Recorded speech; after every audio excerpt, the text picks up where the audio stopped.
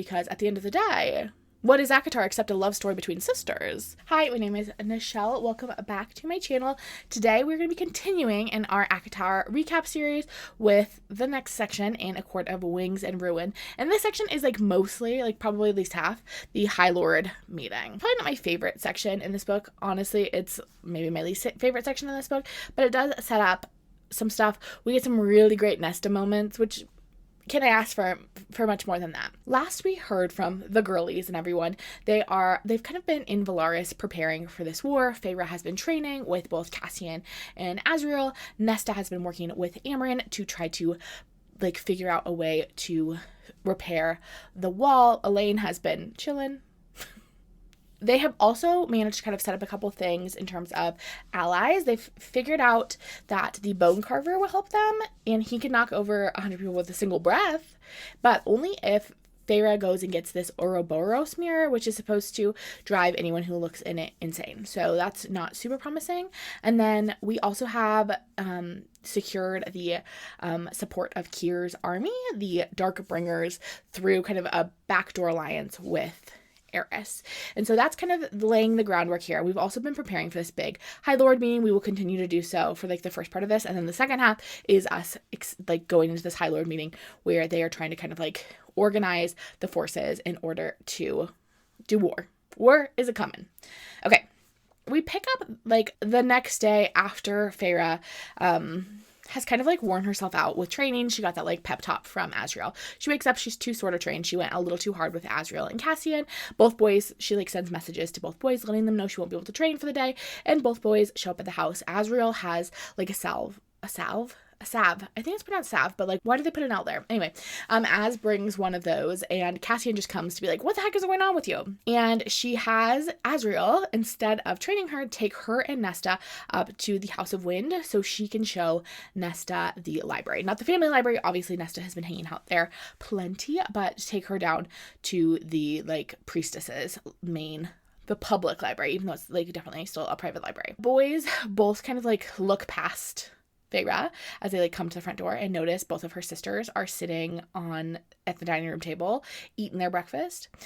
Azriel just kind of watches, he observes, but Cassian comes in and he reaches over Nesta's shoulder, grabs a muffin over her. Cassian's favorite thing is to just pick at Nesta just a little bit. He loves to get a reaction from her. And then Elaine, as Cassian is doing this, says, "He snapped your wings and broke your bones." And Cassian tries to really play it off, even though Elaine is saying crazy things. He tries to be "Oh, it'll take more than that to kill me." And Elaine says, "No, it will not." So people have referenced this a lot. Because we'll find out in a couple chapters that Elaine is actually a seer. She has seen the future, and the fact that she's no, it's not going to take more than that to kill you. Is people like to say that this means Cassian is going to die. I wouldn't really be super on board with that. I would be bummed. Azriel is "Elaine, you seem like you maybe need some fresh air. I'll take you out to the garden." And even Nesta doesn't even say anything. Nesta allows Azriel to take her sister out of her sight. She's kind of on board with Azriel. I think if Nesta had to pick a partner for Elaine, she might pick Azriel. Honestly, she's also a little bit busy watching Cassian eat his muffin to stop Azriel. And Cassian says to Nesta, "Ready for some flying, Ness?" And Nesta says, "Don't call me that." Feyre winnows herself up to the House of Wind, and Cassian flies Nesta up soon afterwards. And then Feyre immediately takes Nesta down to the library. Nesta knows what sort of books to look for innately when it comes to the wall, or at least that's what Amren has told her. Because Feyre's "How are you going to know what to look for?" And Nesta's "I'll just know it." Close to Feyre decides she's going to go down a couple levels to look at books that might be concerning the cauldron. Do they use the Dewey Decimal System, do you think, in Prythian?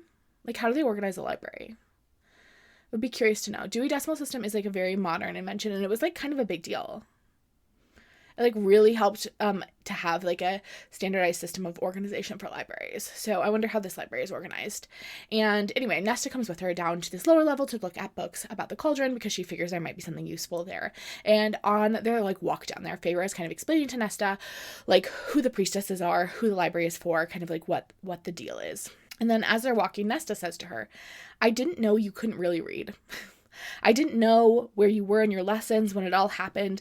I assumed you could read as easily as any of us." She was 8 or 9 years old. She was 8 years old when their mom died, and like 11 when they like became like totally poor. So you are kind of in an area where like you kind of should be able to read already.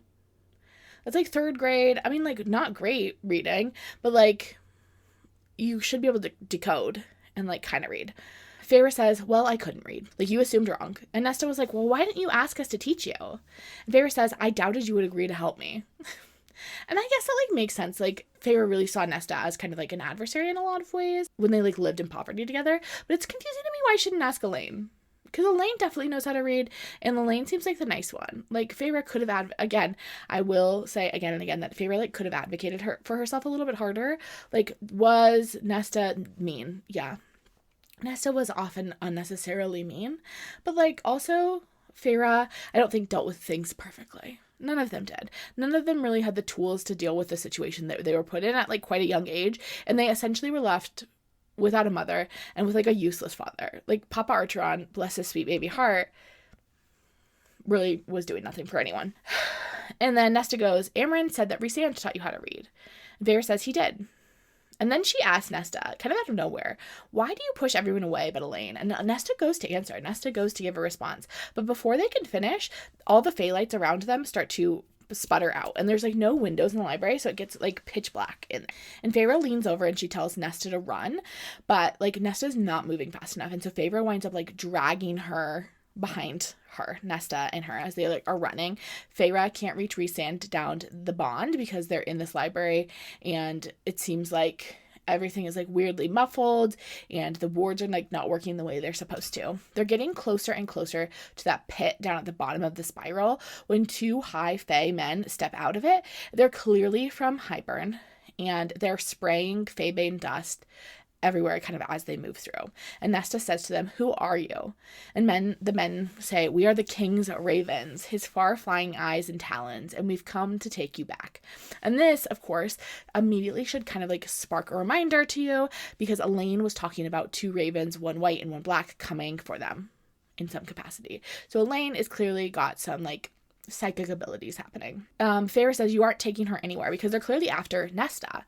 And the men says, you're an unexpected prize too, but your sister, you took something from that cauldron girl and the king wants it back. Feyre realizes that, like, this is why the cauldron couldn't immediately just shatter the wall, why the cauldron is having to, like, study the wall and, like, learn about the holes in it and, like, slowly learn how to take it apart, because the cauldron should be able to just, like, demolish the wall instantly. That's the kind of power it has, but Nesta has actually stolen power from the cauldron, and so it's not at its full strength, and it cannot be back at its full strength because Nesta has, like, kind of, like, the difference. She has, like, whatever percentage of the cauldron's power, and so it's only working at a limited capacity. Feyre has no magic because of whatever is happening with the wards in here. They seem to have been, like, warped around her, and also the faebane. She can't contact Rhys.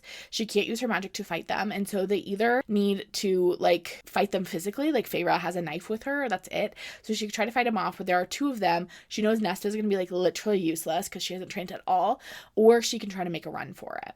And so Nesta, meanwhile, is, like, talking with these ravens, and she says, if he wants what I took, he can come get it himself. And the white raven says to her, he's too busy to bother. And Nesta says, well, apparently you're not. And Feyre, like, reaches for Nesta's hand and squeezes it and hopes that's enough to, like, convey to Nesta that she just, like, needs to follow her lead. And Feyre says, you made a grave mistake coming here today, to my house, and I hope it rips you to bloody shreds. And she starts running down towards the bottom of the library where this pit is, dragging her sister behind her in the, like, complete pitch dark. Down here, there's, like, no light that filters down to them. And she says to her sister, don't stop. I repeated as Nesta stumbled. If I go down, you run. That was a choice I did not need to debate. That did not frighten me. Not for a heartbeat. Oh my gosh. Okay, when this happened, I was actually sobbing, like, literally sobbing, because at the end of the day, what is ACOTAR except a love story between sisters? A romantasy, maybe, because we have Rhys and Feyre, but also we have a, like, real love story that's happening between Feyre and her sisters, and how they, like, learn how to love each other after, like, trauma that has, like, ripped them apart. I, like, love the relationship between the sisters. For me, this is a book about sisters. This is a book about sisters. The ravens go on to explain what happened with the queens. They put the mortal queens in the cauldrons.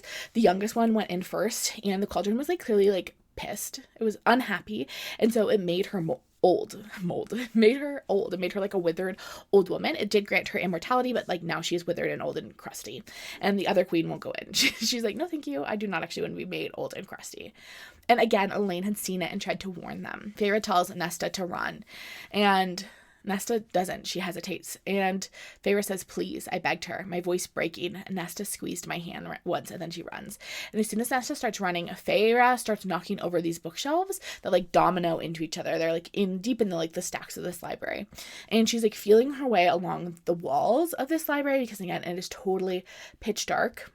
And Feyre whispers into the darkness that's around her. They're on these lower levels of the library. Please help me. And the ravens, these two men that have come from Hybern, say to her, High Lady of the Night Court, what sort of cage shall our king build for you? And a voice whispers in her ear, you're the High Lady. The voice was both young and old, hideous and beautiful. Yes, I whispered. Ravens are getting closer. She can hear them. And they're also like, who are you talking to? And Feyre just goes, please. And the voice says, what shall you give me? And Feyre thinks about something that Alice had told her when she first went under the mountain. And that was to like never make a bargain. Even if the bargains that she'd made under the mountain actually saved her, she like is thinking about that advice now, because obviously the bargains she made under the mountain with Rhysand are like what brought her to this moment. But like, she's like, should I make a bargain with the scary monster that lives at the basement of the library? That's a little more risky. But she says to the thing, what do you want? And the voice says, the stone and the wind hear all, speak all. They whispered to me of your desire to wield the Carver, to trade. Feyre's like, okay, what of it? And the voice says, I knew him once, long ago, before so many things crawled the earth. And Feyre says, okay, what's your price? What do you want? We kind of are like at an urgent situation. Like, what do you want? And the voice says, company. Send me company. And Feyre says, to like eat, like as a snack. And the voice says, the voice laughs, a laugh that made Feyre's skin crawl. To tell me of life. Feyre says, okay, cool. You want a gossip buddy? We can send someone down here to chit chat with you whenever you want. It is a bargain. And the voice says, shall I kill them? And Feyre says, yes, please. Please do. And the voice tells her to close her eyes. And Feyre does. And she can hear just like screaming from the two raven. And then Cassian's at her side and he's whispering in her ear, telling her not to look. And Rhysand arrives and just gives the instruction for Cassian to like get them out. And then Feyre immediately turns around to go look to look what happened behind her. But Rhysand has already like cloaked the whole thing in darkness because like he's like, you know what, my wife has enough nightmares as is, like we don't need to be exposing her to more. I think that's kind. Nesta is just like waiting in the center of the pit in the smallest sliver of light. Cassian only stretched out an arm for her. As if in a trance, she walked right to his side. His arms tightened around both of us, siphons flaring, gilding the darkness with blood-red light. Then we launched skyward, just as the screaming began anew. Cassian takes them upstairs to the family library in the House of the Wind, pours them each some brandy, and just gives them a minute to calm down. And Cassian's like, drink up. Nesta downs her shot. We get kind of word that the king has not been seen anywhere in the city, despite the fact that the ravens kind of implied that he was here. It doesn't appear to be. Rhys arrives pretty shortly after that. His hand's completely covered in blood, and he's just full of rage. Feyre can tell he's not well. He's not doing well. Feyre has a new little tattoo on her wrist from the bargain she made with that thing in the pit. It's a little bracelet. And Rhys asks about it, and Feyre is explains that she promised to send it company, and he's like, did you agree to be the company? And she's like, no, I agreed to send it company, and I didn't agree to a specific time period. And then Rhys explains that he had finished off the ravens when he arrived, but they were nearly dead already. The thing in the pit really took care of most of it. And then Rhys turns to Nesta. Hybern hunts you because of what you took from the cauldron. The queens want you dead for vengeance, for robbing them of immortality. I know. Nesta's voice was hoarse. What did you take? I don't know. The words were barely more than a whisper. Even Amryn can't figure it out. Rhys stared her down, but Nesta looked to me, and I could have sworn fear shone there, and guilt, and some other feeling. You told me to run. And Feyre says, you're my sister, was all I said. She'd once tried to cross the wall to save me. This is a book about sisters. This is a book about sisters who are trying to protect each other. Rhys assures them all that Elaine is fine, Azriel is still with her, and Mor and Lucien are headed to the townhouse to just make sure everything is secure there. Because obviously if Hybern is after Nesta, they may also be after Elaine for whatever happened to her in the cauldron. Rhys is in a really bad mood. because they had used like this spell that essentially is like the super strong spell that can only be used once to break through wards. But he's just like so upset that his mate was attacked in his house, in his city, that they turned his wards against him. And just like the fact that Feyre had to like make a bargain with a monster in order to save herself, just like the complete helplessness I think that all of those things kind of evoke for him. And Feyre's like, you need to calm down, my love. And then she explains that she like had barely seen the monster down there, and also like everyone was fine, no one was hurt, the bargain is like quite minimal, and they learned some stuff, like honestly kind of helpful. We learned that the cauldron, 1, isn't at full strength, and 2, the king is desperate to have Nesta. And then Rhys kind of explains how he got there, that Clotho, the head priestess, has a like panic bell essentially, that she rings it and it like immediately alerts the boys, and Cassian had been the closest, and so that's why he had arrived first. Feyre wonders what Cassian had seen, and Rhys shows her. Rhys shows her this is what had happened according to Cassian. Panic and rage, that was all he knew as he shot down to the heart of the pit, spearing for that ancient darkness that had once shaken him to his very marrow. Nesta was there. And Feyre. It was the former he saw first, stumbling out of the dark, wide-eyed, her fear a tang that whetted his rage into something so sharp he could barely think, barely breathe. He said nothing as Nesta launched herself towards him, her dress filthy and disheveled, her arms stretching for him. He opened his own for her, unable to stop his approach, his reaching. She gripped his leathers instead. Feyre, she rasped, pointing behind her with a free hand, shaking him solidly with the other. Strength, such untapped strength, and that slim, beautiful body, Hybern. And like with that, Cassian had obviously gone and gotten Feyre, like we saw what happened there, but I just like love this moment, one for Cassian being like, Nesta's down there, I gotta go help her, and also Feyre, but also the fact that like Nesta does not seek Cassian for like comfort, she seeks Cassian because she knows he will help her sister. So obsessed with this book. This is why Mist and Fury is not my favorite, because there's really no sisters in that book, and I'm here for sisters. This is a story about sisters, and also Rhys is here, you know? I love Rhys. I do. I love Rhys, but like, Nesta's my girl. Rhys is looking at Feyre's tattoo, and he says, as long as we don't have to invite it to Solstice dinner, I can live with it. At least if now if one of you misbehaves, I know the perfect punishment. Going down there to talk to that thing for an hour. Cassian's like clearly like, again, like just like a little rattled. Like he is just like shaken up by what he had seen. He is like terrified of the thing in the library pit, and he did have to face it head on. Like Cassian probably got like the clearest image of that monster. And Rhys says to Cassian, warn whoever needs to know to stay indoors tonight, children off the streets at sundown. None of the palaces will remain open past moonrise.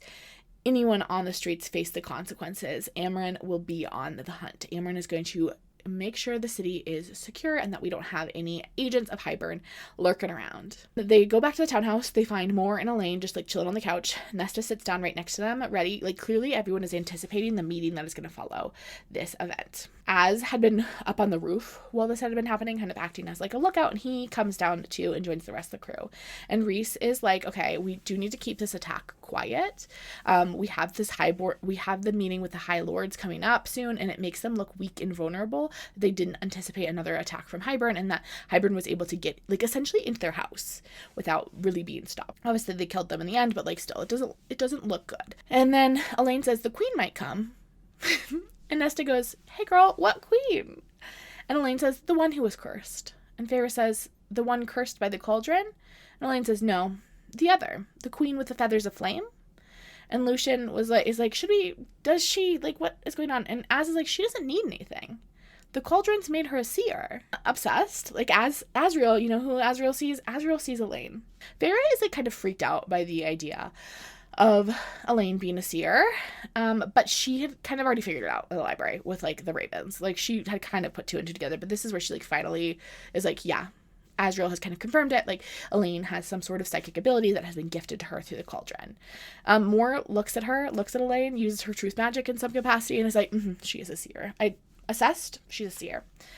It made sense, I suppose, that Azriel alone had listened to her, the male who heard things others could not. Perhaps he, too, had suffered, as Elaine had, before he understood what gift he possessed. Actually, I've changed my mind. I am Team Azriel. This book has made me more firmly Team Azriel and, like, moved me further away from Lucien. And Lucien's about to do some nice things, okay? I'm about to tell you that, like, Lucien is about to, like, be brave and, like, help them. But, like, sorry. I unfortunately think I might be Team Az. Or at least Team somebody else. You know, sometimes neither option is great. Sometimes in a love triangle, when you're presented with too many options, you realize there are options. And then I'll pick option 3, which is neither. You know, like I feel like when it's like a 1-on-1 romance, when you're like, okay, clearly these two are going to end up together, you realize there's not options. And so you just like get on board with the romance.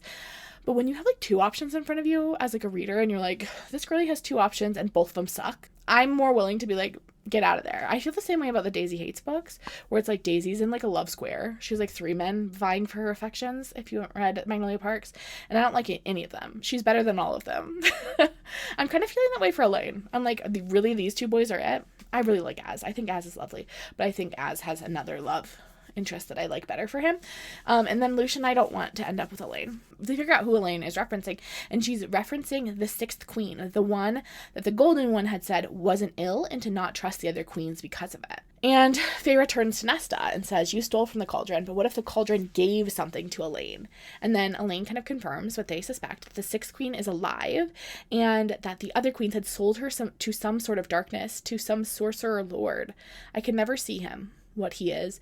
There is an onyx box that he possesses, more vital than anything, save for them, the girls. He keeps other girls, others so like her. But she, by day she is one form, by night human again.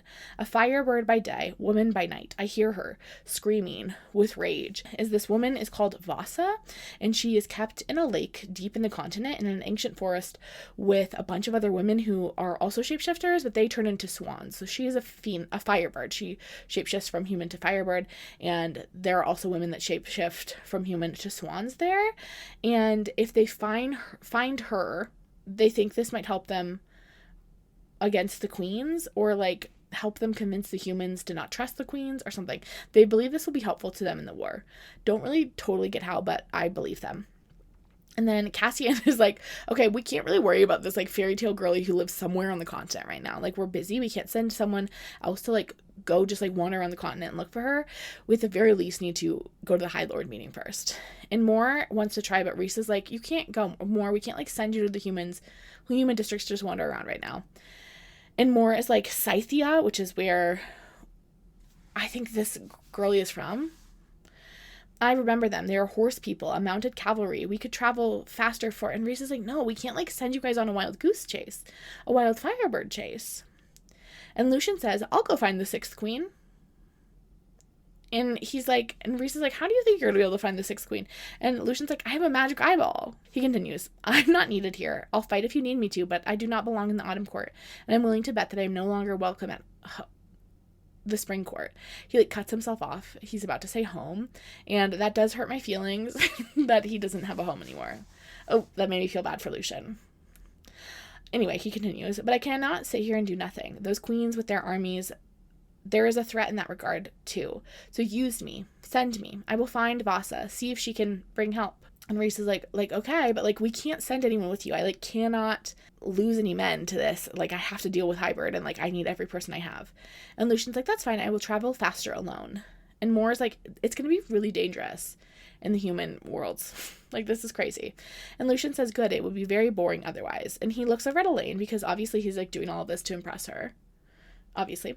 And they make plans for him to like leave tomorrow, and everyone is like quite supportive and like offers him whatever aid they can in terms of like physically making sure he has what he needs to go on his little human continent adventures.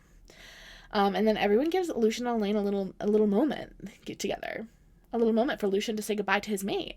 Even Nesta Rue allows it, which is big and brave of her. Feyre takes Rhys upstairs and turns on the bath to like wash his hands for him.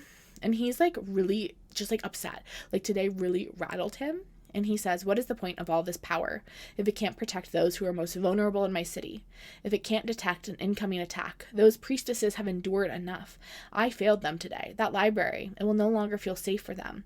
The one place they've had to themselves, where they knew that they were protected. Hybern took that away today.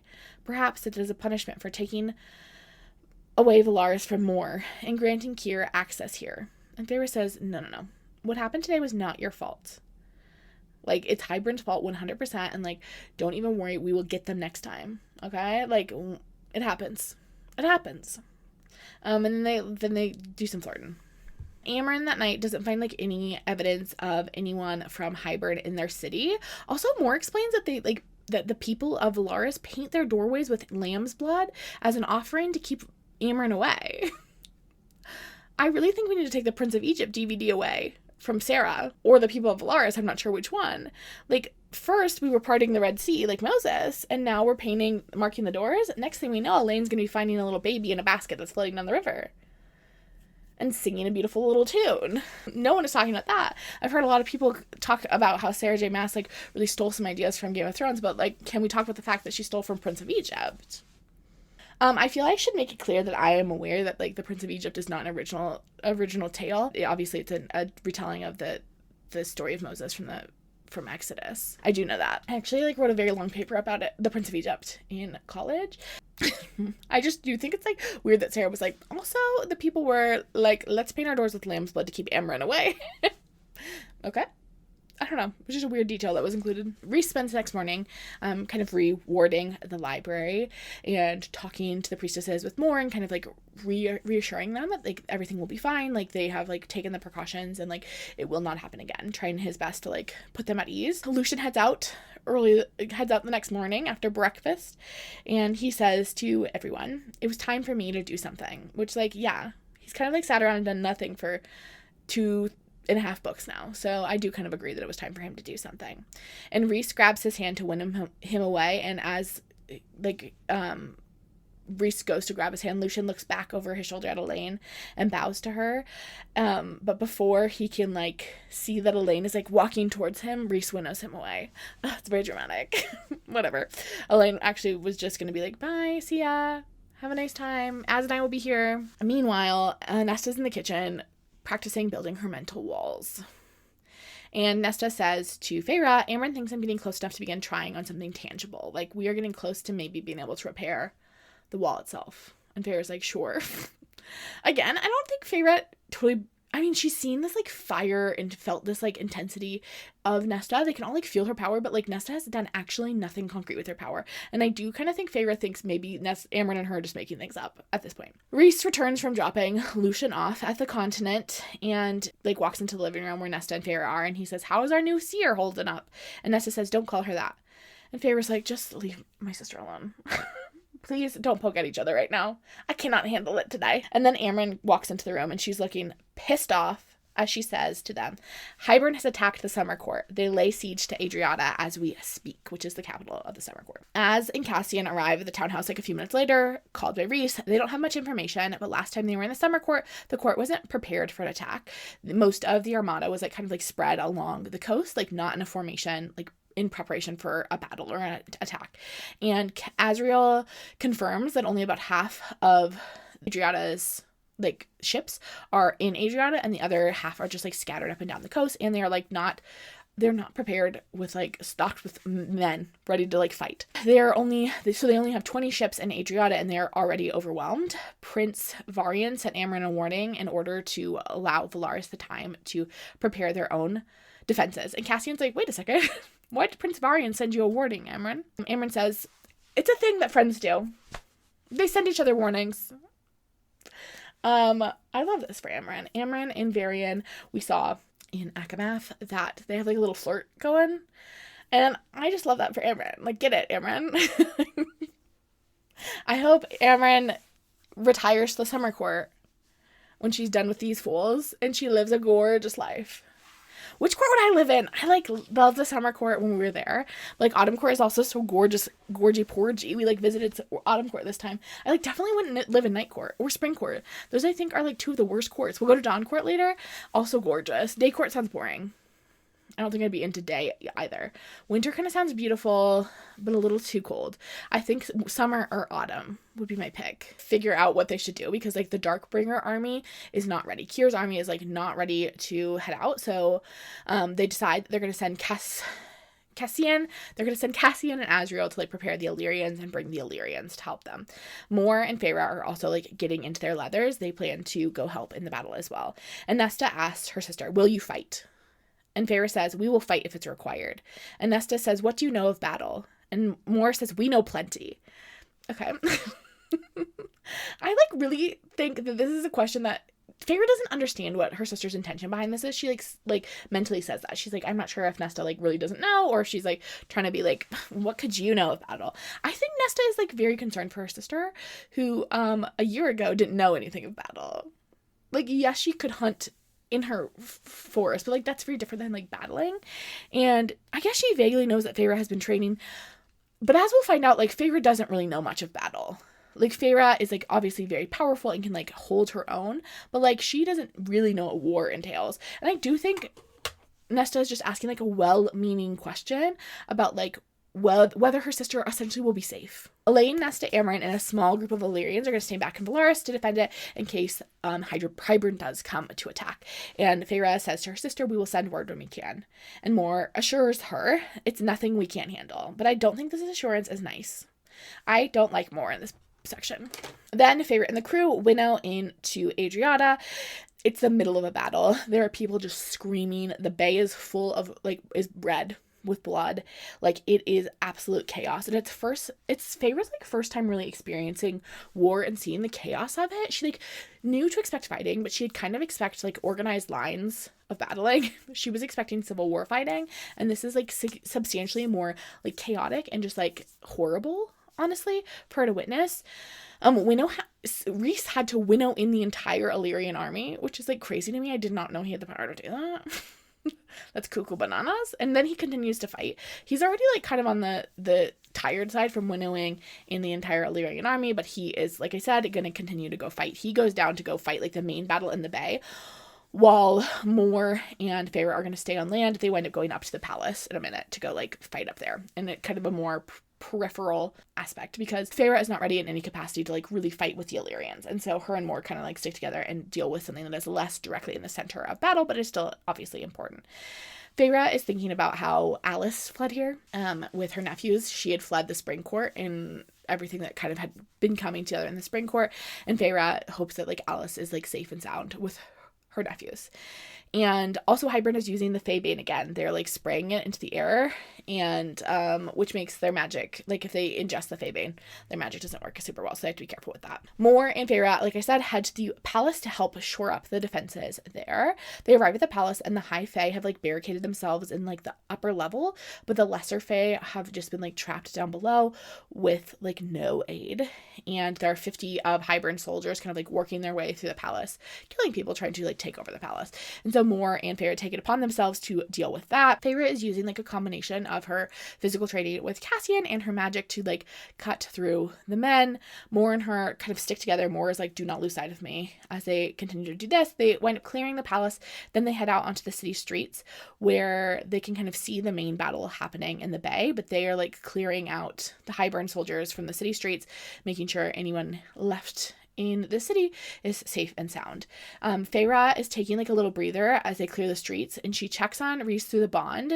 His shield is like a fortress in his head, but he feels Feyre on the other side, and he pulls her through like a little crack and like pulls her into his mind so she can see what is happening.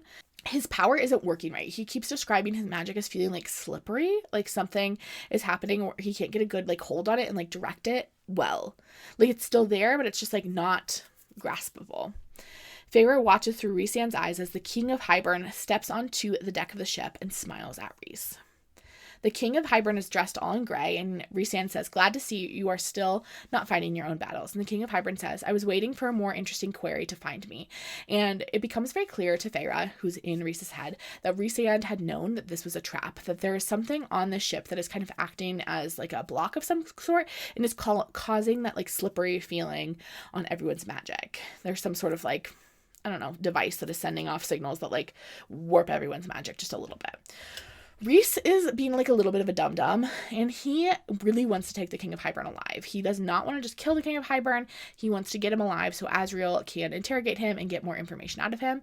But Rhys's power was already like fairly depleted by winnowing those Illyrian soldiers in, and now it has become like a little bit more unmanageable with this like device that is making his magic slippery. So that seems like a bad idea, and Feyre does tell him as much. And Rhys says to the King of Hybern, it seems like the tide is turning. And it is. The like Summer Court has pushed much of Hybern's forces out to sea, and Rhys heads for the king's mind, but finds nothing there. Like it is like just like there's nothing there. And Feyre is like, just kill him and be done with it, please. Like, please do not put yourself at risk. And Rhys says, not without searching the ship and searching him for that source of the spell on our power and breaking it. And the king taunts him, talking about Amarantha, and then bringing up Feyre, like really trying to get to Rhysand's soft spots. And Rhys asks what Tamlin's up to, and the King of Hybern makes it sound like Tamlin is really busy cleaning up the mess that Feyre left the spring court in, and King of Hybern is like very clearly saying to Rhysand, like, I'm going to kill you, and then I'm going to take your wife. And Rhysand is really trying to rally his magic, but it just keeps slipping away from him. He cannot hold tight to it. And the King of Hybern says, the spell will wear off. Another little trick I picked up while rotting away in Hybern. So again, he like confirms that there's some sort of spell that is making their magic slippery.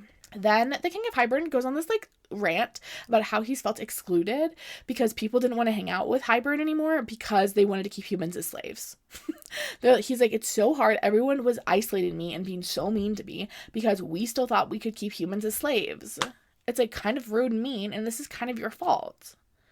If you would have just been nice to us, even though we want human slaves, none of this would have happened. We're just like reclaiming our rightful place in the world. And Rhysand is able to shoot an arrow of power at him. He's like finally able to like muster enough of his magic together to shoot an arrow of power at him, but it goes right through him because the king is not really there. He's like an illusion. He's like a hologram sort of situation. And the king says, did you think I would appear at this battle myself? He waved a hand towards the soldier still watching. A taste. This battle is only a taste for you, to whet your appetite. Rhysand then at that point gets his entire magic back. The spell has worn off, and he mists all of the Hybern soldiers that are on the boat with him. He just turns them to goo, as he likes to do. Feyre comes back to her body as Mor is like shouting at her and shaking her. She leaves Rhysand's mind, and Mor pulls Feyre into an empty alleyway. As like Feyre looks out and she spots like this huge storm pushing Hybern's armies out to sea. That's like a combination of Rhysand's shadows and Tarquin's summer court magic, pushing all of Hybern's boats out to sea. Like essentially the major battle has concluded. And Feyre says to Mor, the king was here. And Mor's like, what? And Feyre explains what she had seen in Rhysand's mind. They like need to meet up with everyone else, but Feyre's feeling like pretty gross after like mentally about all the killing she just did. It's like a lot. She like murdered a lot of men, and obviously it was like a necessary part of like war in this battle, but like it still feels kind of icky. It wasn't only the cost of life that ripped and devastated and sundered. It was the altering of soul with it, the realization that I could perhaps go back home to Valaris, perhaps see peace achieved and cities rebuilt with this battle. This war, I would be the one thing forever changed. War would linger with me long after it had ended, some invisible scar that would perhaps fade, but never wholly vanish. But for my home, for Prythian, for the human territory and so many others, I would clean my blades and wash the blood from my skin. And I would do it again and again and again. They go back to the Summer Court Palace. They find Varian, and Mor shields Feyre just in case they really want to hold them to that like blood ruby situation. And Varian sends them to see Tarquin in the dining room, who was like covered in blood, like clearly like freshened from the battle. And Tarquin says, I heard you two cleared the palace and help clear the island. And Mor says, your soldiers bravely beside us. Like, yeah, we did, and your soldiers like fought bravely alongside of us. Tarquin explains that he had heard what Feyre had done to Tamlin and assumed when they saw the Illyrian forces coming that the Illyrian forces had allied with Hybern and that they were about to take over Summer Court. And Mor is like offended at the suggestion that they would ally with Hybern. Obviously, like that's not cool. And Tarquin says, I am talking to Feyre Archeron. Why? Like, and it's unclear to Feyre whether he means the like coming to help in this moment, or the like stealing of the book, or the like the destruction of the spring court, or like what is the why he's asking about. Feyre answers the only thing that isn't like an answer to all of these questions. Our dreams are the same. Because remember when she had first met Tarquin and she was like, I think we could be such good friends. And Tarquin talks about his dream of like the lesser fairies and the high fairies living in a place where everyone is kind of like equal and equitable. Like this was kind of something that's important to Tarquin, and Feyre loves that dream. And that's what she wants. She doesn't want to obviously ally with Hybern, who wants to really segregate things even more. Tarquin says, is that how you justified stealing from me?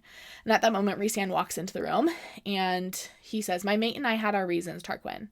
And Feyre is so relieved to like see her husband, that he is in the room and he is safe and sound, that her knees almost buckle underneath her. Mentally, she asks about Cassian and Azriel, and Rhysand confirms that they are totally fine. And Tarquin says to Rhysand mate.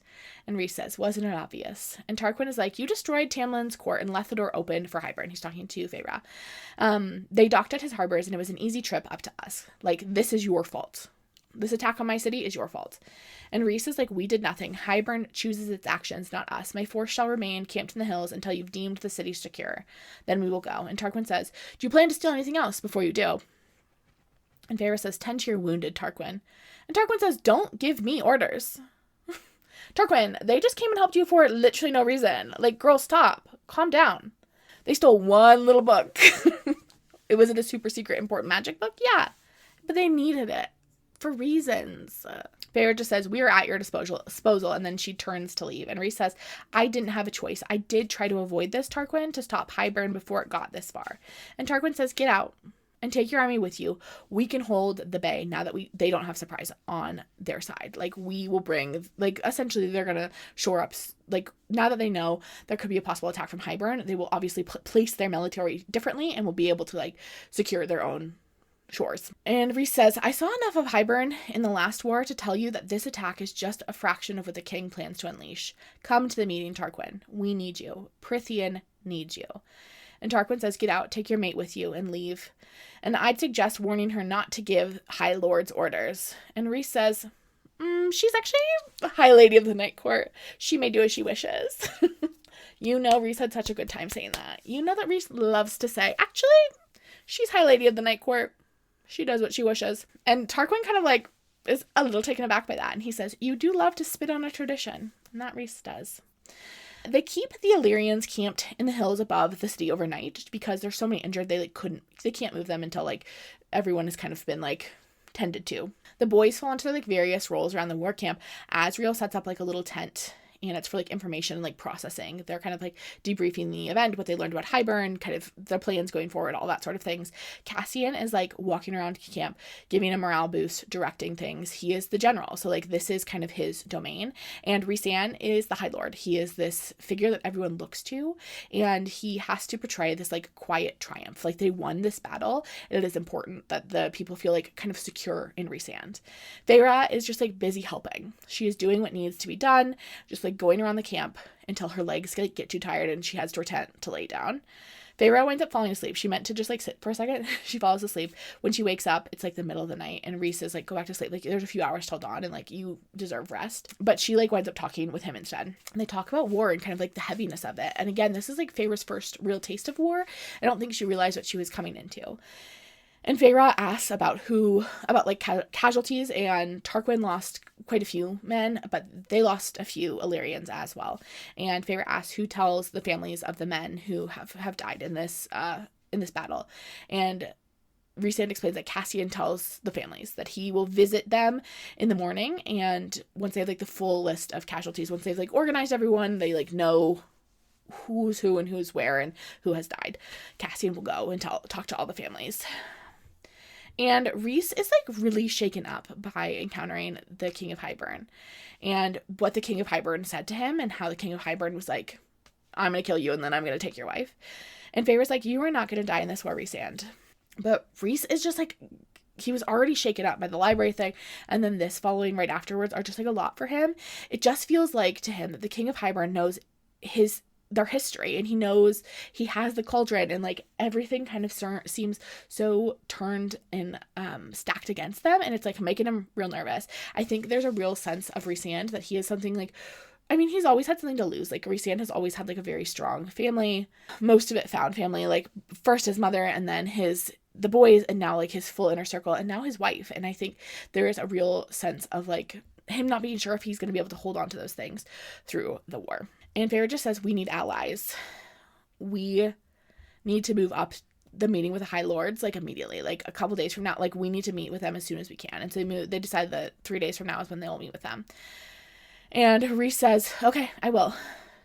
Feyre thinks, I'd never heard that tone before, that quiet. And it was precisely because of that I said, I love you.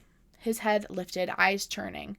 There was a time when I dreamed of hearing that, he murmured. When I never thought I'd hear it from you. He gestured to the tent, to Adriata beyond it. Our trip here was the first time I let myself hope. And then Feyre says to him, the world should know. The world should know how good you are. Rhysand, how wonderful all of you are. You are selfless and brave and kind. You are more than I ever dreamed of for myself. More than I think the time has come for us to remove the masks, to stop playing the part at the High Lord meeting. She's like, I think we need to be nice guys. And Feyre explains that, like, it doesn't really make sense for Rhysand to be playing this figure of, like, evil villain guy because Velaris is no longer a secret. So maybe in order for the High Lords to trust them, they need to believe that, like, Rhysand is good, that he is not the villain of the story, that he is not trying to just, like, be after his own gains, but is just, like, a good guy who has morals. Like, maybe that's a good idea and would be more convincing than the current plan. She's like, we go as ourselves and as a family. Feyre thinks to herself, I waited for Rhys to tell me that I was young and inexperienced, that I knew nothing of politics and war. Yet Rhys rushed his thumb over my cheek. They may be angry at the lies we've fed them over the centuries. And Feyre's like, okay. And Rhys is like, okay, we'll show them the Court of Dreams, like what that looks like. And then they talk about whether it makes sense to hide her powers. And they decide in the end that it makes the most sense to hide Feyre's powers from them, that the High Lords might be mad that she's kind of taken some of their powers, even though it was gifted to her. Except Rhys's power, because as High Lady, she would be expected to have some Night Court powers, so she'll be able to use those. There's still no word from where the heck Miriam and Jaqen went. Azriel has been, like, trying to figure it out, like, no idea where these two went. And Rhys is like, we really, like, should have set up a better, like, communication system before, like, now. Because now I, like, don't know how to get a hold of them. I feel like they're out there somewhere and I just don't know where. And then Feyre decides that it's an appropriate time to strip her husband, and she, like, assesses his bruises and checks in on, like, making sure he's whole and good from the day. And we get the line... In this one, we do get the line heard around the world. I feel like this is the line that is, like, bully, like, the line that everyone pulls to, like, really bully the ACOTAR, the ACOTAR series. And in context, I really feel like it's less bad than it seems. But this is where we get his growls of pleasure filled the tent, drowning out the distant cries of the injured and dying. The next line being life and death hovering so close, whispering in our ears. Okay? And as a girly who is currently rereading the From Blood and Ash series over on my Patreon, this is so goddamn tame. I cannot tell you how tame this is. Like, what a reasonable choice to, 1, wait till the battle is finished. 2, go to your own tent in the middle of the night. Like, they should be sleeping. If they want to participate in some extracurricular activities, like no one is looking for them. There's nothing they need to be doing. Castile and Poppy will literally be like, we actually need to bang on the battlefield while people are still battling. So this seems, like, quite reasonable. I, like, understand the juxtaposition of, like, what Feyre has decided is the activity she needs to be doing in the moment, and the dying, the sounds of the dying. It's a little rough, but I think the picture that Sarah is trying to depict here is kind of portrayed in that last line, life and death hovering so close, whispering in our ears. There is this impulse that happens. It is, like, a well-known phenomenon that when there's, like, a lot of death and dying, people do seek comfort in, you know, some spicy times. That there is this, like, call to, like, life, which that is a life-creating action, and that, you know, you can make a new person in response to, like, a lot of death. Is it a little weird? Maybe. Do I think it's the end of the world? No. No, I think people are a little dramatic about it. I will defend this line. I feel like I have to. A little bit. In the morning, they get ready to leave. There were a few more deaths overnight. Rhys and Feyre winnow back to Velaris. Cassian and Azriel will fly back with the Illyrians. Nesta is waiting for them in the foyer of the townhouse as soon as they arrive and immediately asks what happened. And Rhys says to her, there was a battle, we won. And I, like, get that Rhys is tired. Like, I get it. It was a long night. It was a long day. I'm sure everyone is tired. But, like, they literally have, like, next to no information about what happened in this battle. And Nesta just, like, wants to make sure everyone is okay. Like, Nesta is not asking, like, an inappropriate question right now. She's not being mean. She's just simply asking, like, what happened? You were gone overnight in this very scary battle. My sister was gone. My, like, boy I have a crush on was gone. Everyone who, like, cares for the city and cares for my sister and are important to her was gone. I just, like, want to make sure everyone's cool. And Rhys is so rude to her. Even Amren, like, is like, we know that. What happened with Tarquin? And Feyre says, well, he didn't try to slaughter us on sight, so things went decently. And then Rhysand explains that, like, the whole royal family is alive. And then Nesta asks, where is he? And Rhys goes, who? And Nesta goes, Cassian. Feyre thinks, I didn't think I'd ever heard his name from her lips. Cassian had always been him or that one, and Nesta had been pacing in the foyer. And Moore says, he's busy. Morgan. Morgan. Do you have a last name? Morgan Darkbringer. Is that her last name? That's what I'm going to call her last name. I'm going to cut off all your stupid blonde hair while you are sleeping. And then I'm going to steal all of your left shoes. This is so cruel. This is so incredibly cruel. Nesta just asked if Cassian was all right. And you said he's busy.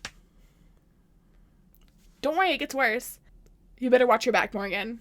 Ugh, like, Nesta literally only wants to make sure this man, the only man in this room, besides her sister, who's not a man, the only person in this room besides her sister, who, like, treats her as if she's a human, not a monster. Actually, Amryn does as well. Credit to Amryn. But, like, Morgan and Rhys both treat her like she is this, like, vicious monster girl. And Cassian just, like, treats her... He, like, teases her and, like, clearly cares about her and treats her like she's a person. And she just wants to make sure he's okay after he went to a major battle. And Moore is like, he's busy. Then Moore says, you ready for this? I'm going to literally fight Moore. Stay out of dark alleys, Moore. When he gets back, keep your forked tongue behind your teeth. And Nesta doesn't move. Nesta doesn't say anything back. She just stares at Moore. Ugh. Rhys says in response, Moore. I don't know. It's not, like, clear to me if that Moore is supposed to be, like, a tisk tisk, or if it's just, like, I'm talking to you now, Moore. But the plan, he explains. Rhys goes on. We now leave for the meeting in 3 days, send out dispatches to the other High Lords to inform them. I'm done debating where to meet. Pick a place and be done with it. Like, I don't think he's reprimanding Moore. I think he's just telling Moore what to do. And then Nesta doesn't move, doesn't stop staring at Moore until she winnows away. And then she goes back to the table where she's been researching because she's been trying to help. She's trying to do her part. She's, like, trying to contribute in the way that she can to this war, even though she was, like, pulled into it. She didn't want to have anything to do with this. She's, like, trying her best more. Amryn is sitting there wearing the necklace that Varian got her. And Amryn just says to Nesta, where were we? And Nesta says, you were explaining how the territory lines were formed between courts. And Feyre is, like, surprised that they've started doing, like, history lessons in addition to their magic lessons. Then Amryn says to Nesta as Feyre and Rhys leave the room, like, pretty quietly, Cassian has gone to war so many times, girl. He isn't general of Rhys's forces for nothing. That battle was a skirmish compared to what lies ahead. He is likely visiting the families of the fallen as we speak. He'll be back before the meeting. Amryn trying to give her some, like, comfort and some reassurance that, like, Cassian is fine and, like, really this was, like, not a big deal for him. And Nesta says in return, I don't care. Oh, this, like, really hurts my feelings. This breaks my heart because Moore has just, like, made it very clear to Nesta that she is, like, not allowed to care about Cassian. That, like, her caring about Cassian will only end up with him getting hurt. Because Nesta is just, like, clearly, in the way that Moore's talking to her, just, like, a monster. So, like, why would Moore allow this, like, monster girl with a forked tongue to come anywhere near Cassian? And, like, it, like, literally hurts my feelings. Because, like, what do you mean? She just wanted to know if Cassian was okay. Moore is so mean to her for, like, what reason? For what reason, Morgan? And then Feyre says to her husband, take me to the prison right now, down the bond. So Amryn can't hear. They head to the prison. Feyre doesn't have a bone to bring with her this time to the bone carver, but they head to the bone carver cell anyway. And Feyre says to the bone carver, find another object that you desire instead of the Ouroboros mirror. And the bone carver's like, why does the High Lord linger in the hallway? And Feyre says, he has little interest in seeing you. Which is, like, partially true. I'm sure, like, Rhys is not excited to be visiting the bone carver. I don't think anyone wants to hang out with him. I mean, I would. I like the bone carver. I think the bone carver is actually probably my favorite monster in, like, the Throne of Glass series. I think a lot of people are, like, really partial to the Suriel. They have no problems with the Suriel. He seems like a good guy. But, like, the bone carver is my monster. Like, if I had to pick a monster to hang out with, it'd probably be the bone carver or maybe Bryaxis, who we'll meet formally later. I think mostly, though, they like, choose to have Rhys in the hallway because they'll, like, throw him a little bit off balance. It'll make him be like, wait, I want to talk to Rhys. Like, why? Rhys is here and he's not even coming in? Feyre is like, please, to the bone carver, please pick another item that I can give you instead of the Ouroboros mirror. And the bone carver says, I desire nothing else other than my window to the world. Why are you so afraid to claim the mirror? Rhysand, talking to Rhys in the hallway. Are you afraid to claim it too? Rhys doesn't answer, but he does come in leaning against the door frame. Now he's trying to just, like, woo the bone carver with his leaning, like a rom-com character. a regular Augustus Everett over here leaning against door frames. And it's working because the bone carver does seem to be like enthralled by Rhysand's leaning. He says, "Oh, I much prefer you bloodied up." And Feyre says, "Pick something else." And the bone carver says, "What would you give me? Riches do me no good down here. Power holds no sway over the stone. What about your firstborn?" Because remember, he is in the form of, for Feyre at least, he's in the form of Rhys and Feyre's child. Rhysand figures out who the bone carver is for Feyre. Like, Feyre has mentioned that it's like a little kid, and like Rhys puts it together that like the bone carver is taking the appearance of their child, what their child might look like. Oh, and the bone carver insists like there's nothing else that he wants. He wants the Ouroboros mirror or nothing. They go to leave. Rhysand tosses the bone carver a chicken bone from their lunch, which is a great big insult, obviously. And then they head out. And as they're leaving, Rhys asks to see their kid. He asks Feyre to show him what the bone carver looks like for her, and Feyre shows him what their son might look like. Ugh. They go home to the kitchen to start making dinner, and Elaine is already there. Elaine's in the kitchen, covered in flour, like giggling, having a lovely time with Nuala and Cerdwyn. And Liz, like, Girly is like baking bread with them, and it seems like she's having like the bestest time in her whole life. And Feyre is like to her husband, she's like, "Do not interrupt this. I will kill you." She doesn't say that. Feyre makes it very clear that Rhys is not to interrupt this, because this is the first time Elaine has looked like alive since she's been thrown in the cauldron. And Feyre just says like, "Oh, I hope the bread will be done soon. Like, I'm starved. We're gonna go bathe. We'll leave you to your baking. Bye. Have so much fun." And Rhys says to her like, "That is how I felt when I saw you laugh for the first time at that restaurant. Like, I know what it is to like see someone you care about like want to die." Like, what a great moment that is. The next morning, Nesta is already at the table when Feyre comes downstairs, and they kind of mostly ignore each other until Nesta asks about like the High Lord meeting in a couple days, and Feyre confirms that like, of course, like Feyre will be going. And Nesta says, "You went off into battle without a second thought. Why?" And Feyre says, "Because I had to. Because people need help." That's kind of all that happens between them. Just that like brief conversation, and then Feyre heads to flying lessons. The next couple days are like super busy as they like do the last minute preparations for the High Lord meeting. The initial location that Morgan had proposed was rejected, so there's like a big debate between all the High Lords on where they will meet. Everyone but Springcourt ended up RSVPing to the meeting. Nesta and Amren will not attend the meeting. They will be staying back. They're going to continue working on their research on rebuilding the wall, and it's decided that the meeting will take place in the palace at Dawncourt. Every night, Azriel, Moore, Feyre, and Rhys have like a little meeting to go over their plans and what they know and like what they want to talk about at the High Lord meeting, what their strategy will be to win the alliance of these other High Lords. Amren is starting to feel very confident in Nesta's ability to be able to like do something, to have enough skill to actually like be able to like wield her magic in a way that could help rebuild the wall. Amren's like, "If I just need to crack this like one section in the Book of Breathings, and I think we'll be ready to go."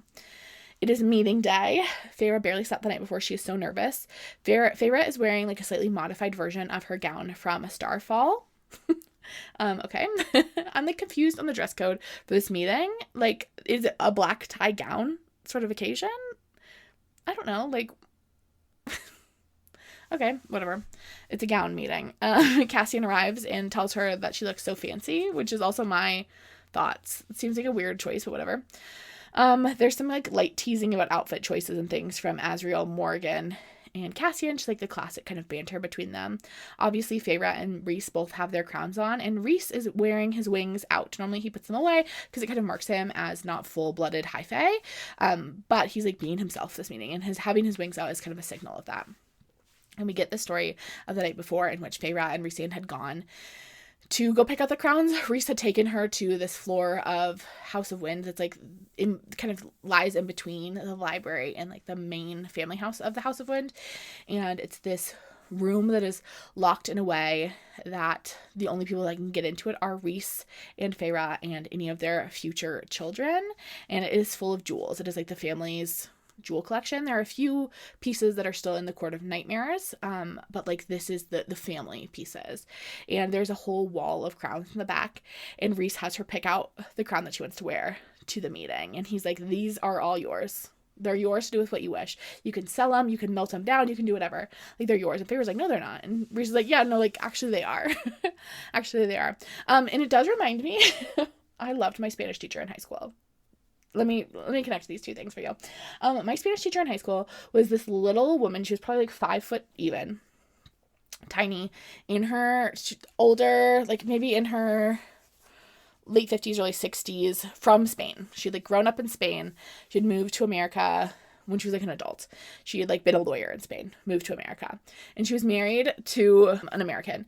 And I don't remember what he did, but he had like really good job, because she would always say that like her salary just covered his taxes. Slay on, queen. And I think she just taught because she was like bored. Mostly she taught us Spanish by like gossiping to us in Spanish. She would like tell us stories, but she would tell us them in Spanish, and they'd be so interesting that we'd want to pay attention and learn Spanish because we wanted to know what she was saying to us. What an excellent strategy. She told us the story one time about how she had a room in her basement that was just her shoe closet. There was this whole room that was a shoe closet, and her husband didn't know it existed because it was like a weird kind of like side room that they had put in their basement, and their basement was like unfinished, I think, and he just like didn't know about it for like ages. And then one day he found her shoe closet in the basement and was like, what is this? Anyway, this reminds me of that. She got fired a few years after I graduated high school because apparently, this is the story I heard from the people that were still in high school. You can never tell. Apparently, she told a kid to hit another kid, to like punch another kid. And apparently that's not allowed. What if he deserves it? I wasn't there, but I want to say that I'm on team Spanish teacher side. Anyway, as a duo, Rhysand and Feyre look like night triumphant and stars eternal. Okay, gorgeous. And then Nesta comes downstairs, and she is in a blue gown. She looks like quite put together. She doesn't have any jewelry and things. She's not like sparkly like Feyre, but like she looks prettier than she normally does. She's wearing a gown, which is normally not what you vibe around in the house in. Cassian barely looks at Nesta before turning back to Azriel. Okay, offensive of Cassian, get it together. And Moore's watching Nesta. The warning she'd given my sister, ringing silently between them. And Nesta, mother damn it all, seemed to remember. Seemed to rein in whatever words she had been about to spit, and just approached me. Oh, cut your hair off, Morgan. You better watch your back. And Nesta says to her sister, you look beautiful. And Moore says, that, Cassian, was what you were attempting to say. And then Feyre says, thank you. You do as well. Why are you dressed so nicely? Shouldn't you be practicing with Amren? And Nesta says, I'm going with you. And everyone turns to stare at Nesta. No one was kind of expecting this. Nesta, of course, had declined this invitation earlier. And Feyre was like, we need you to come talk to the High Lord. And she said, no, but now she will. And Nesta says to everyone, I do not want to be remembered as a coward. And Feyre says, no one would say that. And Nesta says, I would say that. I would. Which is fair enough. And I think Nesta's saying she doesn't want to see herself as a coward. But also I think Nesta is saying that as a judgy girl, which Nesta is a judgy girl. Sometimes people will be like, no one cares. No one is judging you for that. And I have to be like, that's patently untrue. Because if I saw someone doing that, I would judge them. You know what I mean? People are like, no one is thinking about what you're wearing. And I'm like, unfortunately, as someone who sometimes does judge people based on what they're wearing, I know that's a lie. You know? Sometimes as a judgy girl, you're like, that excuse of no one even cares. It doesn't work on me, because I know that if I were a third party in this situation, I would care, because I am a judgy girl. Nesta and I are one and the same. Nesta continues, if it was some distant thing, war, battle, it's not anymore. I will help if I can. If it means telling them what happened. And Feyre says, you've done enough. Amren claimed you were close to mastering whatever skill you needed. You should stay. Focus on that. And Nesta says, no. A day or two delay with my training won't make any difference. Perhaps by the time we return. You went off to battle for a court you barely knew, who barely see you as friends. Amren showed me the blood ruby.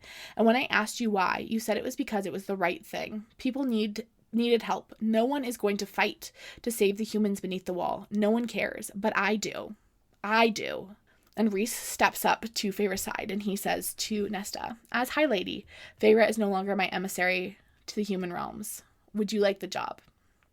And Nesta says to him, consider this meeting a trial basis, and I'll make you pay through the teeth for my services. Rhys sketched a bow. I would expect nothing less from an Archeron sister. Welcome to my court. You are about to have one hell of a first day. And to Feyre's eternal shock, a smile tugged at Nesta's mouth. And then the crew starts bantering and agreeing about whether there will be a fight at the High Lord meeting, and they do start placing bets and gambling on when it will be and who will be in the fight. Azriel goes first. He winnows into Dawncourt first to check to make sure there are no traps, and then he sends the all clear through Rhysand for everyone else to follow.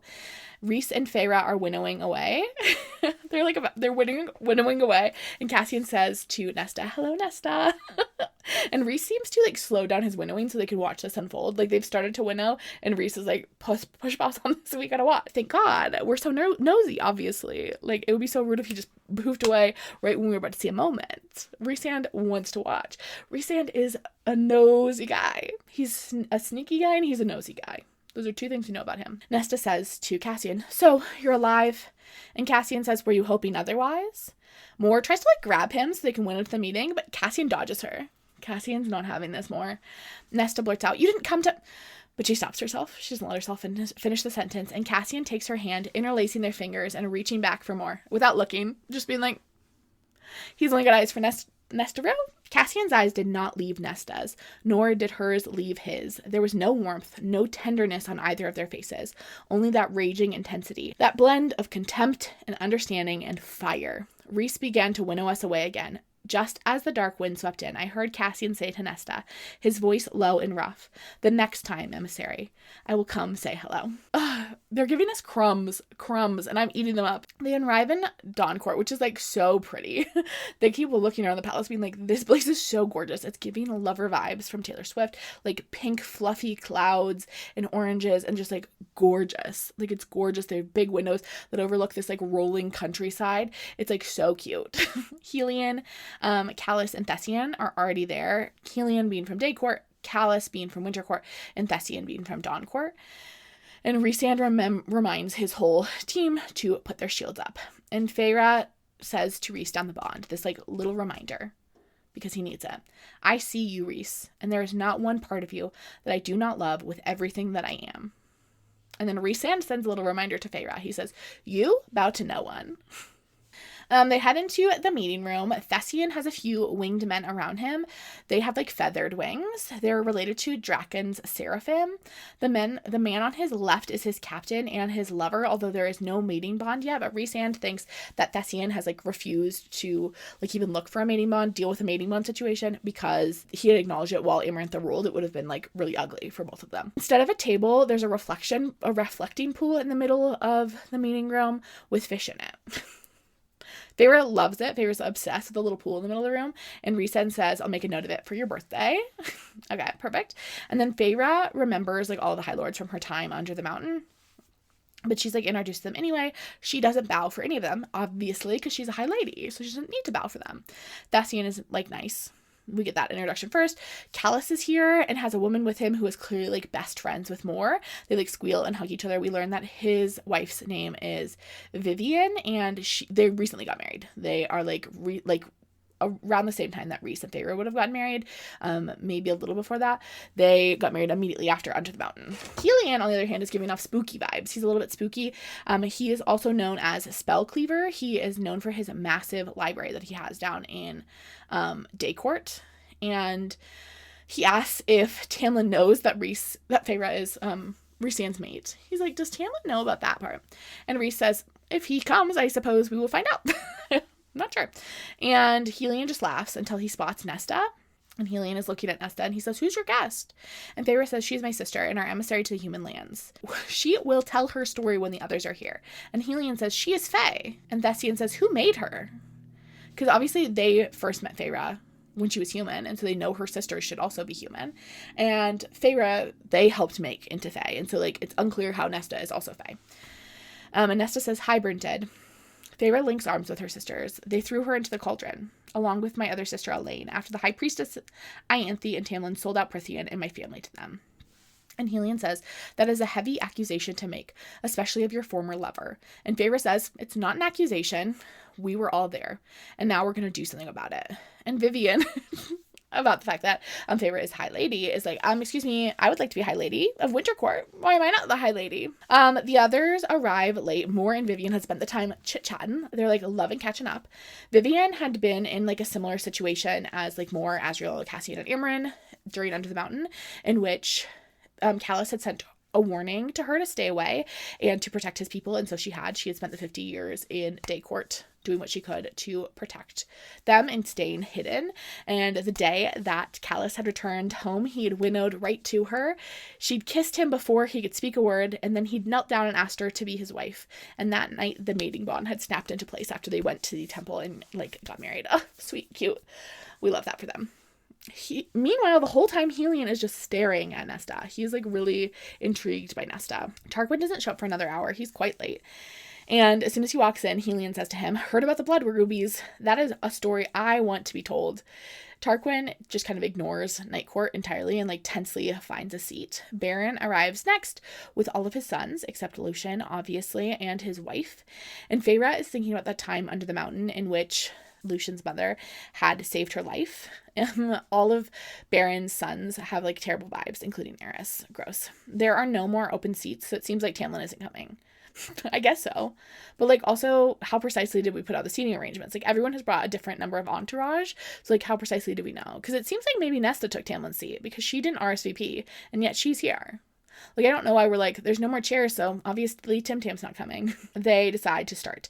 Thessian is like, "Okay, Rhys, you're the one who called this meeting. What do you want to say?" And Rhys begins like talking about like Hybern's approaching armies when he's like quickly interrupted by Tamlin winnowing into the room like immediately, all alone and smiling like a wolf is what we're told.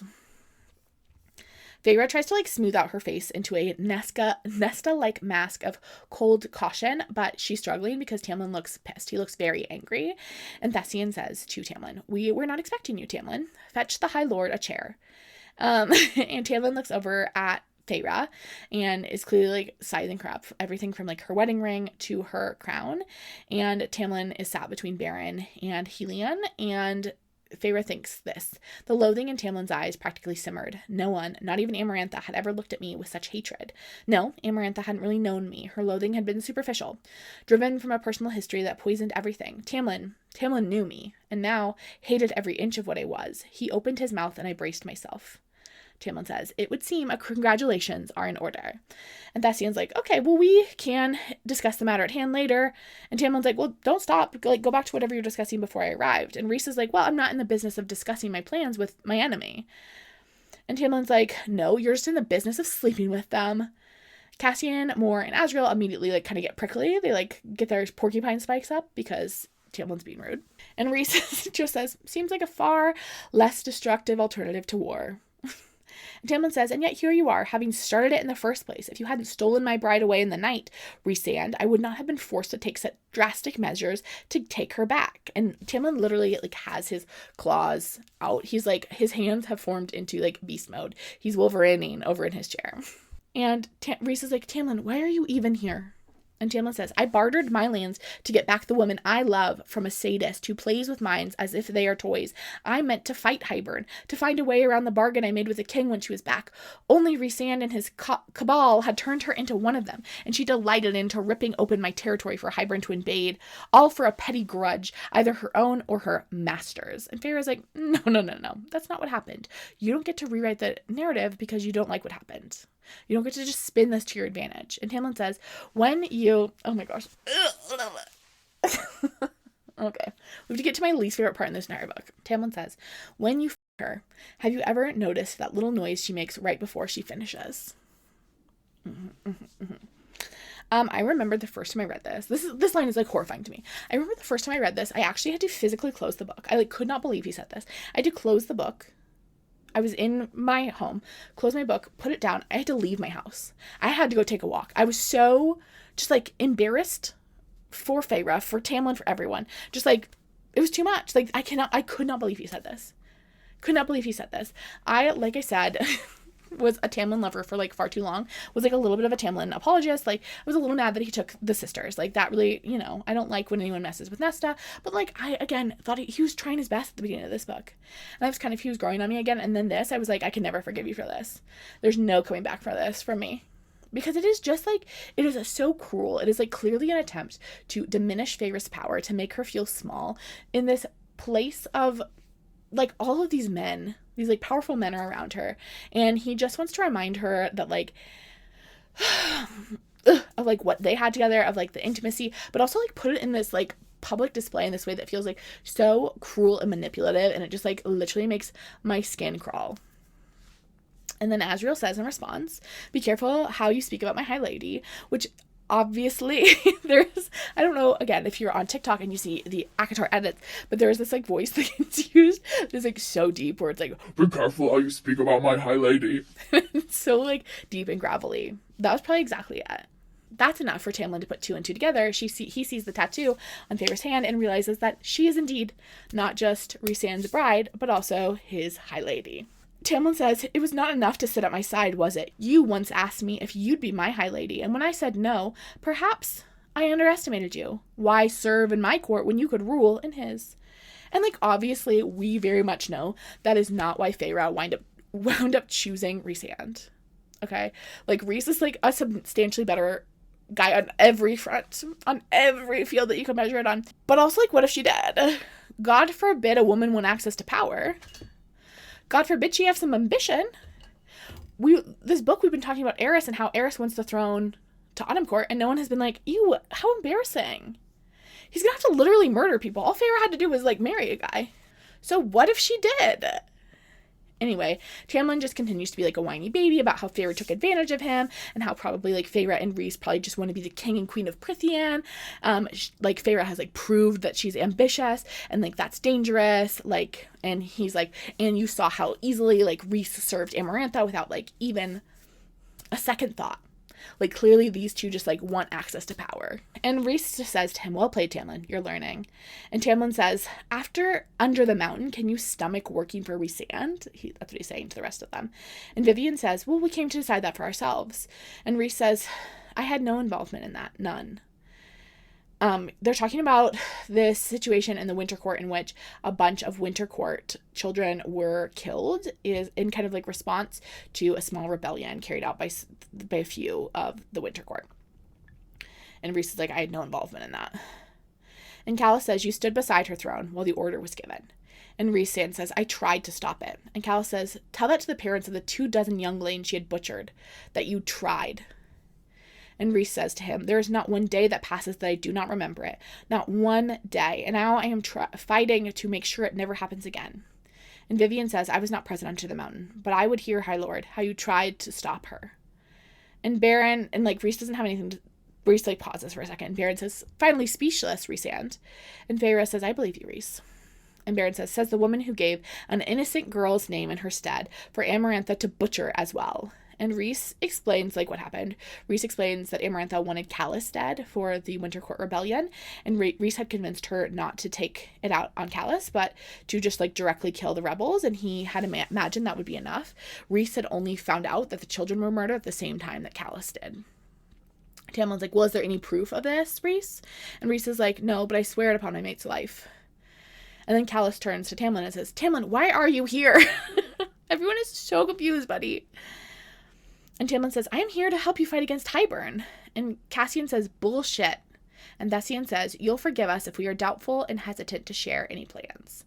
And Tamlin says, "Even if I have information on Hybern's movements?" And then Tamlin is like, "My whole plan was to invite Hybern into my land so I could get information on them." And Tamlin smiled at Feyre. "Why do you think I invited them to the house, into my lands?" He let out a low snarl, and I felt Rhys tensing as Tamlin said to me, "I once told you I would fight against tyranny, against that sort of evil. Did you think you were enough to turn me from that?" His teeth shone white as bone. "It was so easy for you to call me a monster, despite all I did for you, for your family," a sneer towards Nesta, who was frowning with distaste. "Yet you witnessed all that he did under the mountain, and still you spread your legs for him. Fitting, I suppose. He whored for Amarantha for decades. Why shouldn't you be his whore in return?" Oh my god. He's being so vile. He's being so vile. Then Tamlin says, "I forget sometimes what you are. Have the masks come off now, or is this another ploy?" And Helion is like, "Okay, guys, actually, Tamlin, we're not here for you to air your grievances about this lover situation between you and Rhys and Feyre. The rest of us are here to discuss war." And Thessian says, "Are you here as an ally of Hybern or as Prythian?" And Tamlin says, "I stand against Hybern." And Helion says, "Prove it." And Tamlin brings out this stack of papers with a bunch of war plans that he has gathered over the last few months. And Helion says, "As noble as it sounds, who is to say that information is correct, or that you aren't Hybern's agent trying to mislead us?" And Tamlin is like, "Okay, well, who's to say that Rhysand and his cronies are not agents of Hybern, and that all of this is a ruse to get you to yield without even realizing it?" And Nesta's like, "Seriously?" Nesta's over it. And Thessian says, "If we need to ally against Hybern, you are doing a good job of convincing us not to band together, Tamlin. Like, maybe Tamlin's here to sow seeds of distrust within Prythian."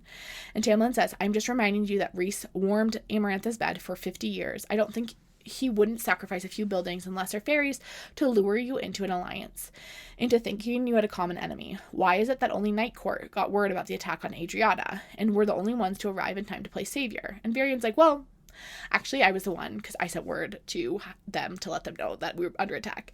And Tarquin did not know that was happening, so Tarquin's a little bit like, Varian. Tamlin continues to, like, blame everything that's happened on, like, this massive Night Court conspiracy. He's being a very conspiracy theorist about Night Court. Then Nesta says, if you want someone to blame for all of this, perhaps you should first look in the mirror. And Tamlin snarls at her, and Cassian snarls right back and says, watch it.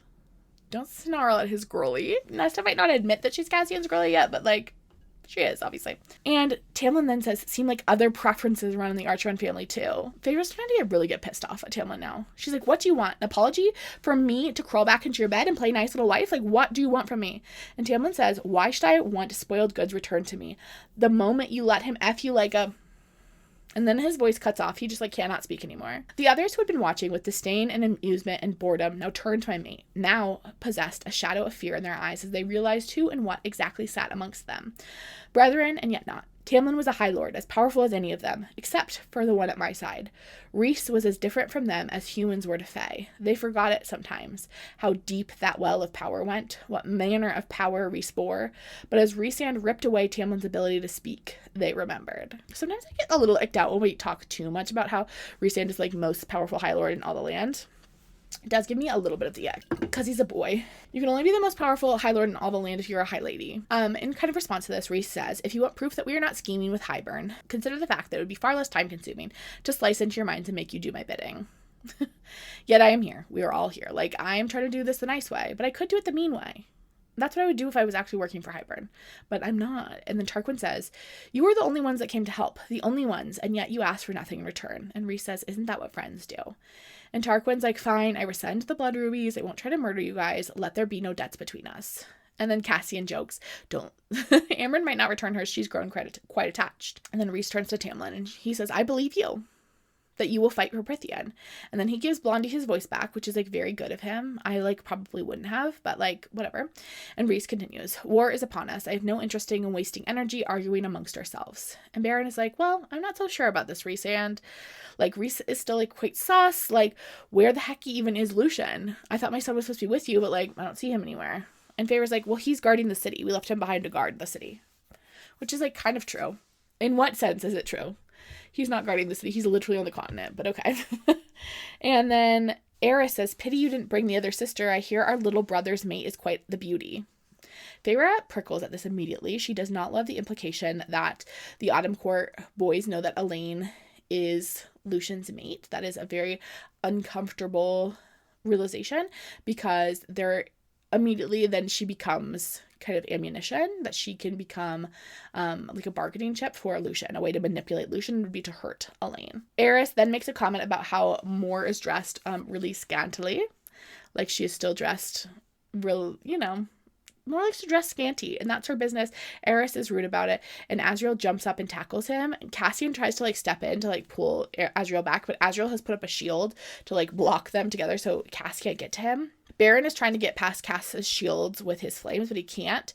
Rhys tells Azriel to stop, but, like, nothing is happening. And then Feyre rises and she says, come, Azriel, come sit beside me. She can sense the rage in Azriel and knows that he is just thinking about what Mor looked like on that border when she was just, like, left there. But she just, like, holds out her hand and she waits for him to take it. Baron tries the shields again, and again it bounces off, and Feyre says to him, that's twice now we've handed you your asses. You'd think you'd be sick of the humiliation. Finally, Azriel rises, takes Feyre's hand, and comes to sit beside her.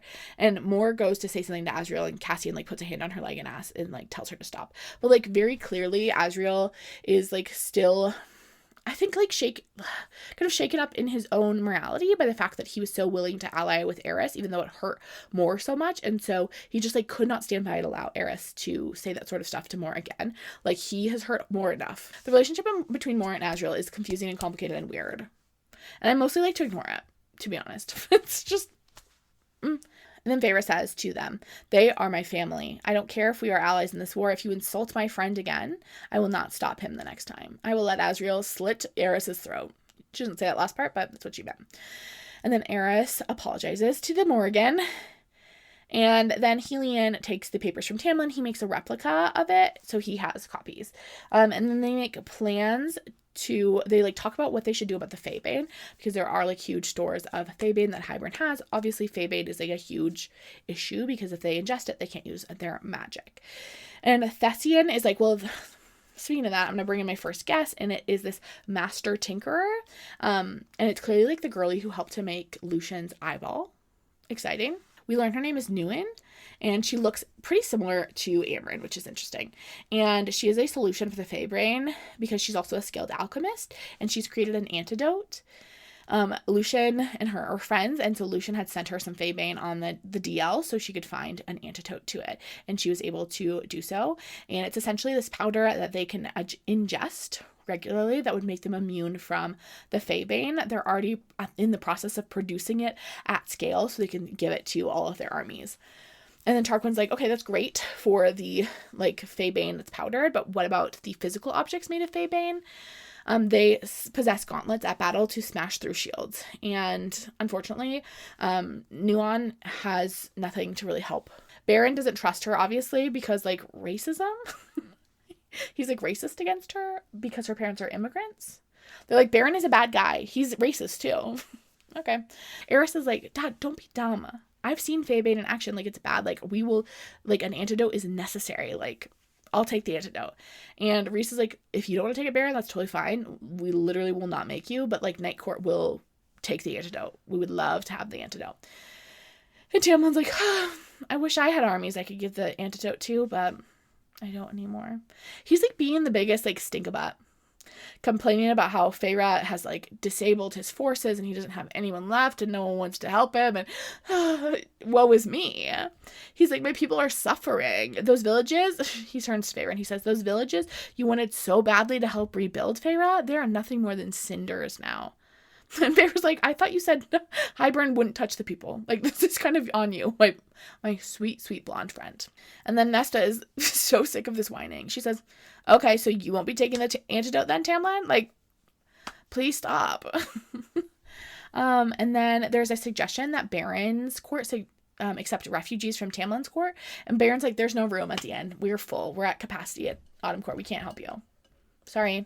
Then one of the women like say something, and Baron makes a comment about the wives not being invited as consultants. Like, the women in this room should not be speaking. And Vivian's sapphire eyes flared as if struck by lightning. If this war goes poorly, we'll be bleeding out right alongside you. So I think we damn well get a say in things. And then Tarquin's like, I'll take your people, Tamlin. So Summer Court is happy to take any refugees from Spring Court. And then Baron says, so the seasonal courts had become charnel houses and hostels while the solar courts remained pristine here in the north. And Rhys is like, okay, it's literally not our fault that Hybern has decided that's where they want to fight their battles. You know, like, we can't tell them, hey, actually, guys, would you meet us up here? It's like, that's where the wall is. They're trying to get to the human territory. So, like, obviously that's where they're going to go. And then Thessian says, and you believe the human armies will bow to Hybern. And Nesta says, its queens sold us out. For the gift of immortality, the human queens will allow Hybern to sweep away any resistance. They might very well hand over control of their armies to him. Where do the humans on our island go? We cannot evacuate them to the continent. And with the wall intact, many might risk waiting rather than cross the wall anyway. And Baron's like, I literally don't care what happens to the humans. Literally don't give a heck. Feyre's like, well, the humans are literally defenseless against our kind. And Baron says, okay, so go waste your soldiers defending them. I will not send my own forces to protect chattel. And Feyre says, you are a coward. And Baron says, the same could be claimed about you. And then he brings up Claire and her family again and how Feyre had used Claire's name and then Claire wound up dead. And Rhysand says, okay, anyway, will you be joining our forces, Baron? And Baron says, I haven't decided yet. And Cassian says, armies take time to raise. You don't have the luxury of sitting on your ass. You need to rally your soldiers now. And Baron says, I don't take orders from the bastard of lesser fey whores. And then Nesta doesn't like that. Nesta says, that bastard, she said with utter coolness, though her eyes began to burn, may wind up being the only person standing in the way of Hybern's forces and your people. She didn't so much look at Cassian as she said it, but he stared at her as if he'd never seen her before. And Feyre says, okay, well, if you weren't going to help, there's the door. Like, you can leave then. That's what this meeting is about, so if you don't want to participate. Baron continues to be like, a whiny baby about Under the Mountain, and how while Rhys was with Amarantha, Beren was working hard to make sure his family wasn't the entertainment every night. And again, like I said back in ACOTAR, like if Amren had just had access to Bravo, if she could have just watched a couple Housewives franchises, we like could have eliminated the conflict in ACOTAR. Under the Mountain wouldn't have even existed. Like Girly just needed reality TV, and she didn't have it. Truly a tragedy. Tarquin says, okay, Beren, we're done with you. Beren ignores him, and he says, and now Rhysand wants to play hero. Amarantha's horror becomes Hybern's destroyer. But if it goes badly, a cruel, cold smile, will he get on his knees for Hybern, or just spread his... Feyre, at that, Feyre's done. Feyre's done. She blows up. She stopped hearing anything other than my heart, my breathing. Fire exploded out of me, raging white-hot flames that blasted into Beren like a lance. Beren is able to shield himself before the fire can reach him, but the fire burns both Eris and Lucian's mother. Does Lucian's mother get a name? I don't think she does, and I really think we should have given her a name. Rhys is trying to like reach Feyre down the bond, but she's so mad that she's just like literally ignoring him. She then Beren starts to fight back with his own flames, and she uses pool water to make a bubble around Beren. And she's like practically drowning him, and those poor fishes, I don't know if there's enough, maybe there's still plenty of water in there. I don't know how deep this reflecting pool is. Reflecting pools are normally quite shallow, and if there's fish in there, I hope they still have enough water. And then Rhys is like, Feyre, she's literally ready to kill this man, and Rhys has to come over and hold her face. He holds her face, and he goes, you've proved your point, my love. Kill him, and horrible Eris will take his place. I'm a sucker for my love. Oh my gosh, you added my love to something? Sweetest thing you could ever say. Feyre mentally says in response to this, then I'll kill all of them. What if I just killed them all?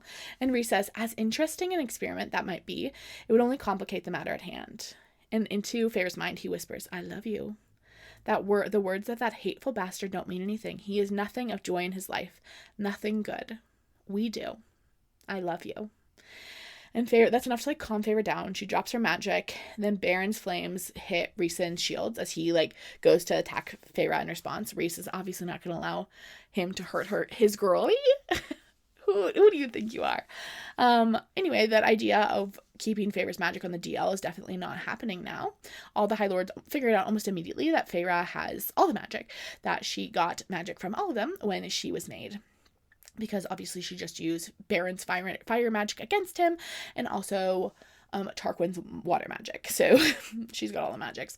And clearly they know this now. So essentially, like, Rhys and Azriel had worked so hard to like put together this scheme that allowed Feyre to keep this secret, and it all kind of went to hell. They like really play it off like it's really no big deal that Feyre did this, but it is kind of a big deal. Like, they really went to a lot of trouble to like make sure that the Autumn Court didn't know that she had their magic, and here she is, kind of spoiling it for them all. It's okay, but like, also, no, it's not. Tarquin realizes that's how she got through his shield and was able to get the Book of Breathings. He's not thrilled about that. Helion says, I wondered where it went. That little bit, so small, like a fish missing a single scale. But I still felt it whenever something brushed up against that empty spot. No wonder you made her High Lady. And Rhysand says, I made her High Lady because I love her. Her power was the last thing I considered.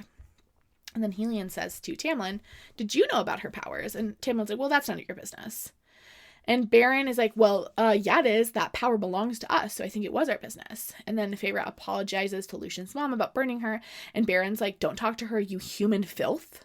And Rhys pops right through Beren's shields and knocks him on the ground and says, do not ever speak about my mate like that again.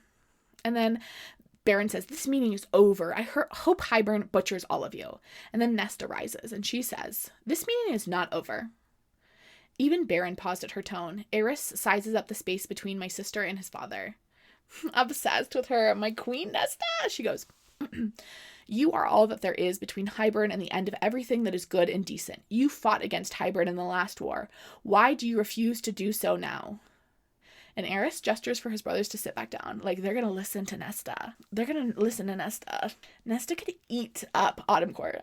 Nesta says, you may hate us. I don't care if you do. But I do care if you let innocents suffer and die. At least stand for them. Your people. For Hybern will make an example of them. Of all of us. And Beren says, and you know this how? Nesta says, I went into the cauldron. It showed me his heart. He will bring down the wall and butcher those on either side of it. She looked to Callus and Vivian.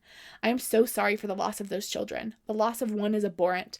But beneath the wall, I witnessed children, entire families, starve to death. Were it not for my sister, I would be among them. For too long, the humans beneath the wall have suffered and died while you and Prithian thrived. Not during that queen's reign, but long before. If you fight for anything, fight now to protect those you forgot. Let them know that they are not forgotten. Just this once. And Thessian says, what a noble sentiment. The details of that treaty, Thessian says, well, a noble sentiment. The details of the treaty did not demand that we provide for our human neighbors. They were to be left alone, so we obeyed. And Nesta says, okay, the past is the past. What I care about is the road ahead. What I care about is making sure that no more children, Fae or human, are harmed. You have been entrusted with protecting this land. How can you not fight for it? And Baron then says, I shall consider it. And then he leaves. Oh my gosh, this is so good. What a gorgeous Nesta moment. Oh my gosh, Nesta haters are still out there after that? Could never be me. Could never be me. I'm sorry, you're wrong. And I'm such a sucker for the Cassie and Nesta romance. Oh my gosh, I'm such a sucker. And the best is yet to come. The best is yet to come. We have a whole book of Cassie and Nesta. But oh my gosh, Nesta could eat up Autumn Court. She could eat up Autumn Court. It would have been kind of fun if she got sent to Autumn Court. Lucian's like, I would never rule Autumn Court. They're two-faced people. Nesta would. She would whip him right into shape.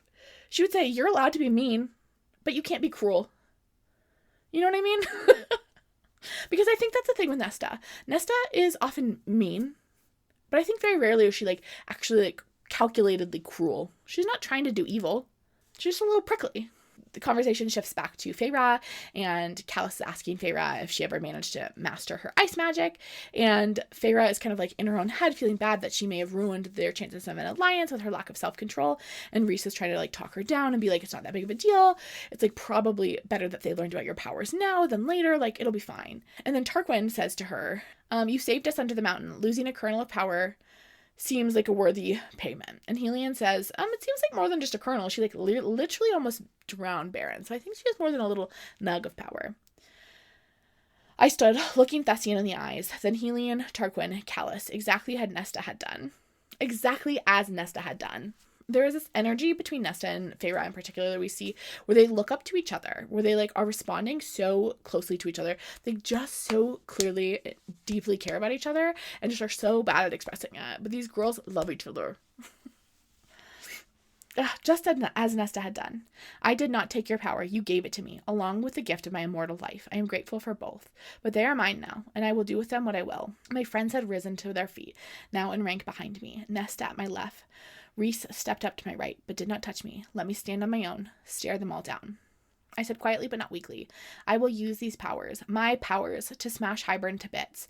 I will burn them and drown them and freeze them. I will use these powers to heal the injured, to shatter through Hybern's wards. I have done so already, and I will do so again. And if you think that my possession of a kernel of your magic is your biggest problem, then your priorities are so severely out of order. And Vivian says, I will fight for you. And Cressida, the Princess of Summer Court, says, as will I.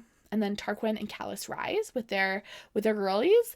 And then Helion and finally Thessian and Tamlin rise as well. 6 out of 7, Rhys says mentally to her. Not bad, Cursebreaker. Not bad at all. Also Nesta. Don't forget Nesta. Cursebreaker and Nestaru. They both did it. Archeron girlies. After they decide they're having an alliance, they spend the next 2 hours just arguing about war plans. Thessian invites them to spend the night so they can have more continued conversation about the specifics of their war plans in the morning. And Rhysand is we need to stay. I need to talk to some people. They're shown to their rooms. They have a little suite of rooms. And they have a little chat with Wintercourt. And Rhys teases Azriel about being the first one to start a fight. But Azriel is clearly brooding about it. He is the master of brooding. We used to think that Rhys was the master of brooding. We haven't seen nothing when it comes to brooding when it comes to Azriel. Azriel apologizes. Everyone's feeling a little bit rattled by everything that happened, and Moore explains that she thinks Baron will wind up joining their alliance once he finds out that 6 of the 7 courts have allied together, because he will not want to be outnumbered. He's too smart for that. And then Rhys is talking to Callus about troop numbers. And then they're sitting in the sitting room just night court. Azriel is feeling like, again, like particularly broody. He's like standing in the corner, just like thinking about his choices and actions. Feyre like is like, should I say something to him? And Rhys is like, just leave him alone. Just leave him alone. Let him be. And Rhys says to Feyre, you handled it beautifully, all of it. Feyre says, despite my explosion. And Rhys says, because of your explosion. And Feyre talks to Rhys, all of this is mental so far, about how much stronger he is than all the other High Lords and how she like didn't realize kind of like the gap between them.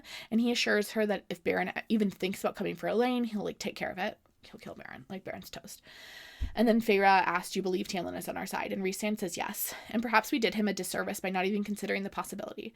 Perhaps I even started to think of him as some warrior brute. And I think this is important because I think it's something that is so easy to do, to create a villain out of a person that has done you wrong. Like, we know Tamlin to be like a little bit spineless, of course, but like, he's not an evil guy. Like, he's not working out of maliciousness. He just has like an inability to cope with most things. He's kind of been like babied, mostly by Lucien, most of his life. And so he doesn't really have a lot of tools to work against when things are not going his way. Nesta's in her room and Feyre's about to go check out on her when there's a knock at the door and Helion comes in. Helion was like playing the a-hole today and he was getting a little annoyed, like amicably, like teasingly, that since Rhys is now being nice, it kind of made him look like the bad guy. Helion comments on Azriel saying, you handed Eris's ass to him. It'll now be my new fantasy at night, by the way. Apparently, we learn Helion is Flirty McFlirterson. He has been really wanting to have a foursome with Azriel, Cassian, and more for like centuries at this point. He like really would like to have a lot of friends in the bedroom at all times. Anyone and everyone is welcome in Helion's bedroom. And Feyre says, as Rhys explains this to her mentally, why the hell haven't they said yes? Like, clearly Feyre is kind of into Helion. And more is like, we can smell that you guys are mentally like dirty talking to each other. Could you please take it to your bedroom if you're going to be doing that? Then they switch conversations to talk about Helion's forces and how they are preparing for war.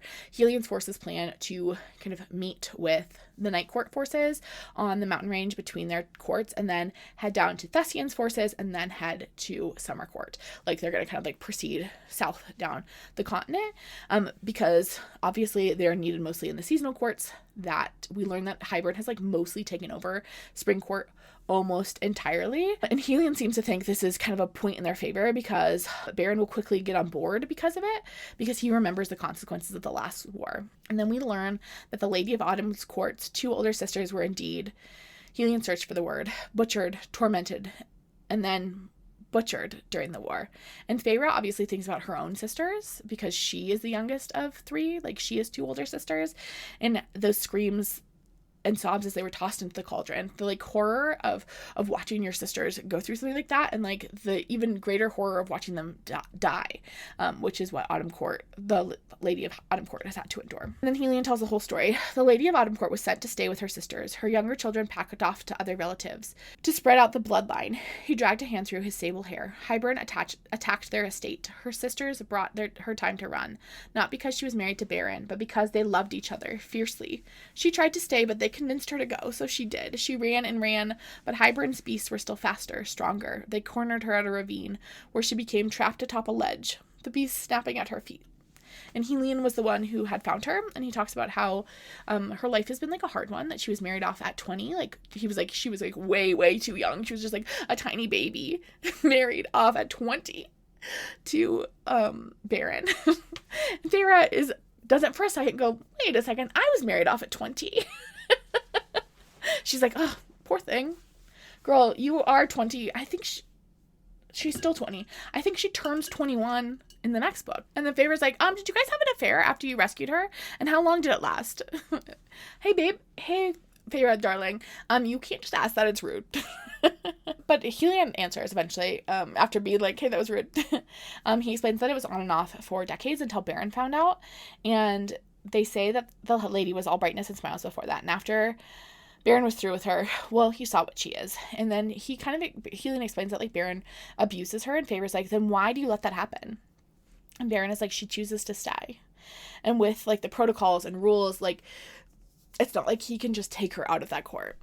if she wants to stay, like, there's nothing he can do to stop her. You will find that most situations like the one you are in do not end well for those who interfere. And then Rhys shifts the topic back to the war instead of the High Lord drama, and he asks Helion about whether there may be something that Helion knows about repairing the wall. There might be something in his library since he has such a vast one. Meanwhile, Feyre and Rhys have a separate conversation mentally because Feyre has figured out that Helion is probably Lucian's father. Rhys doesn't immediately respond, but Feyre's like, think about it. Lucian even looks like Helion. And that's why Lucian's father and brothers hate him so much and why Eris didn't want him dead. He's not a threat when it comes to the high lordship of the Autumn Court. And Helion has no idea. And Rhys is like, would seem not. Helion does not know. And Feyre's like, the weird thing is his power is flame. They must have considered that Baron's title could go to him because like he does have the flame powers of Autumn Court. And Rhys is like, his mother's family line is quite strong. That's why Baron wanted a bride from their line. The gift is probably hers. And it doesn't mean much right now, but it might mean that if like Helion were to die, Lucian is actually Helion's sole heir because Helion does not currently have any like legitimate children. His like, Lucian might be his only son. Then Nesta walks in through him. Helion immediately tries to start flirting with Nesta. He's like, I don't think we were introduced properly earlier. And Nesta's like, I don't care. I need to talk to Feyre like right now. And Feyre comes with her into the hallway.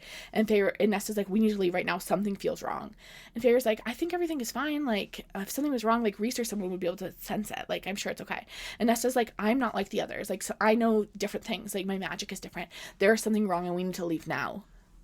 And Feyre's like, I can send you back to Velaris, but like, we have a meeting tomorrow. Like, we're not going to leave. And Cassian comes in and is like, Nesta, what's wrong? Like, clearly he could tell that she was upset. And Feyre's like, well, she senses that something was off, but like, and that like, we need to leave right away. And Cassian immediately is like, Nesta, tell me precisely what you're feeling. And Nesta is like, it feels like there's this dread, the sense that I forgot something and I can't remember what. And Cassian's like, I'll tell Rhys. And the boys take this seriously. They're like, your sister, we have already proven is psychic, so like maybe we should take this seriously. I don't know why Feyre's being such a pill about it. And the boys, Cassian, Azriel, and Rhysand immediately they winnow back to Velaris and check things out from Velaris while Mor stays behind. They find nothing there. They spend 30 minutes like clearing both the townhouse and the House of Wind and the skies. Like nothing seems out of sorts. They kind of like give Amren a heads up to pay attention, to let them know if she feels anything, but everything seems totally okay. So they wind up coming back. They have dinner with Helion. Nesta goes to bed early because she's still feeling that sense of dread. She's still on edge. Mor ends up going to bed with Helion, which is kind of like a weird vibe. And Feyre and Rhys wind up talking about it. And Rhys explains that it's like a response to what Azriel had done for her. Mor kind of puts up these like boundaries by being a little bit rude to Azriel every time Azriel kind of like does stuff for her. Like it's a weird vibe, okay? They hook up with people like quite regularly, but they're sort of in this like weirdly avoidant relationship. And Feyre is like, he clearly loves her. Like, why does he just sit back and watch? And Rhys says he thinks she's happier without him. He thinks he's unworthy of her, but eventually he will have to decide whether to fight for her or to let her go. And then Rhys continues, Cassian is going to have to decide some things too in the near future, I think. And Feyre's like, are he and Nesta? And Rhys is like, I don't know. Until the bond steps into place, it can be hard to detect. Are they mates? Are they mates? That's what she's asking. And then they talk a little bit about what happened with Tamlin at the meeting and kind of like what the personal implications for the meeting were, because clearly a lot of Tamlin and Baron's attacks were like quite personal, and they like kind of talk through that and make sure they're both like feeling okay. Like it was a rough day for both of them. And then Feyre tells Rhys that she had looked for Rhysand's mother and sister's wings when she was back in Springcourt, but didn't find them, and that Tamlin had burned them. And Rhys is like, I'm glad for that. I'm glad that he like gave them that ending, that closure, that they are able to find peace. In the morning, Helion is already gone. Cassian teases Mor a little bit about it at the breakfast table, and Mor does throw her oatmeal at him and then says, well, Helion really wants you to join next time, Cassian. And then Nesta is still feeling that sense of dread, like something is going wrong. They are planning to go to more meetings about the coming war, and Helion, they sit down. Helion explains that he's gone through those documents that Tamlin produced, and he's like, I think what we need to do is have you rally up whatever forces you can, Tamlin, and then you and Tarquin might be able to hold the front line for long enough for the rest of us to join you guys, to bring like the larger hosts down to you. And Tamlin's like, well, I only have about a third of my forces left after Feyre destroyed their faith in me. And then before Tamlin can revert back into whiny baby mode, Nesta jumps to her feet and is clutching at her chest. Moore is the closest to her, and she is like grabbing her. She's holding her up so Nesta doesn't like fall into the reflecting pool. And Moore's like, what's wrong? And Nesta like turns and throws up into the reflecting pool. Cassian is there now holding onto Nesta. And they're like, maybe she was poisoned. And Thessian comes over with his dawn magic powers. He's trying to assess to see if there's something wrong. It doesn't seem like it. Nesta is like resting her head against Moore, which is when I knew she was really not feeling well, because Moore is our mortal enemy, me and Nesta. So like the fact that Moore has Nesta's head on her shoulder is troubling. Nesta's like, something is wrong, not with me. Something's wrong with the cauldron. They like come to the conclusion of, and Nesta is like moaning, and Rhysand is talking to the boys. They're trying to figure out what they're going to do next. While Nesta is like moaning in pain, like hunched over, and then the whole ground shakes, and Rhys, like the palace is like crumbling around them. Not like falling down, but like dust and debris are falling. Rhys throws himself over Feyre, and then it stops. Nesta throws up again, and then Rhys sends out a spear of his power to assess things to the south, and then Rhys says, the King of Hybern just used the cauldron to attack the wall. The wall is gone, shattered. Across Prythian and on the continent, we were too late, too slow. Hybern just destroyed the wall. Not great news for them. So we get like real clarity on why the King of Hybern really wanted Nesta now, not only because of the power she'd taken, but also to act as kind of she will act as like a warning bell when they plan to use the cauldron, this like big burst of magic. Everyone leaves the Dawn Court pretty quickly after that, immediately to head back to their own courts and like get ready for this war. Like, we don't have time to argue about strategy. Like, we need to go and get ready. Thessian promises to send Faebane as soon as possible to the Night Court. Helion and Callus are going to send their armies as soon as possible. And the Peregrines and the Illyrians, so Dawn Court and Night Court's Aerial Legion, are going to meet up and fly soon. They get back to Valaris. Feyre's feeling really bad that she did not push Nesta harder about the wall situation. That maybe if they'd been a few days faster, they would have been able to patch up these holes and prevent this. Nesta is like, we should have evacuated them months ago. Like, we should have taken care of the human lands back when we just had like our first suspicions, back when we were talking to the Mortal Queens. Like, we waited too long and now they're gonna die. Elaine was told what was happened from Amren and seems to be like more with it than she had been since Feyre had been back with her. Rhysand offers to go back to the Archeron estate and like make sure their servants and things and their families are brought back to Prythian, that at least they can be safe. And Nesta says they will not come. And Rhys says, okay, well, if they don't come with us, like, we can't, like, they will probably die. And Nesta says, can't you like take them south? And Rhysand's like, we do not have time to find them someplace safe down south and to winnow them and all of their families someplace down south. Like, maybe we could find a boat and get them. And Nesta's like, there are too many of them. And Elaine is like, they can go to Grayson's estate, like her fiance. He and his family have been planning for this for a long time. They have high walls and ashwood weapons and escape tunnels. It's like not perfect, but it's better than nothing. And Cassian's, we can set up a guard outside of the house to like offer another line of protection. And Elaine says, no, like and Cassian is like, we can't leave that castle undefended. Even with the ashwood weapons, like, it won't be enough. We need to set up wards at the very minimum to like defend them against the magic. And Elaine is like, okay, I'll speak to him. And Feyre and Nesta are like, no, you're not going to go speak to your Fae-hating husband or fiance. And Elaine says, glamour me to make me look human long enough for me to talk to him, and then guys can come and distract them. They have hounds that are Fae sniffing out hounds. They can distract those dogs with their scent and just give her long enough to like talk to them to convince them to allow them to set up wards. And Feyre's like, this could end very badly, Elaine. This is like incredibly dangerous. And Elaine brushes her thumb over the iron and diamond engagement ring. It all has already ended badly.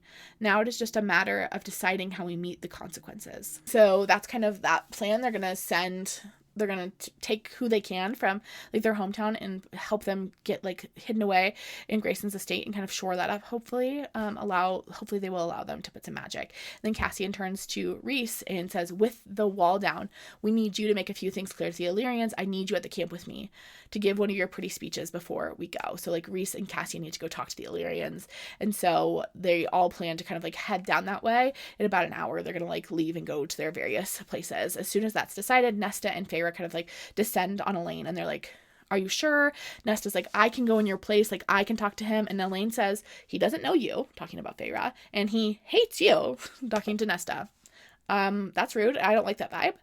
Feyre thinks, some rotten part of me wondered if their broken engagement was for the best then. Yeah, same. I didn't know he hated Nesta. That's not really cool with me, Grayson. I'm surprised Nesta liked you a little bit if you hated her. And Feyre's like, okay, well, if he like tries to attack, like hurt you, I'm gonna defend you. I want you to know that. And Elaine says, please do not kill him. And Feyre's like, we'll try. And Elaine says, swear it. Like, you cannot hurt him. I like really think we're gonna see more from Grayson in Elaine's book. I know I may be speaking too soon because we actually haven't had the interaction with Grayson, but like, and I don't remember what happened. I have only read through the end of this part for this video, so maybe we have more in the next section, but like, this seems like Elaine really has feelings for this boy. And Feyre says, I can't make that promise, but I will do everything in my power to avoid it. Elaine like goes to get ready to leave, leaving Nesta and Feyre together.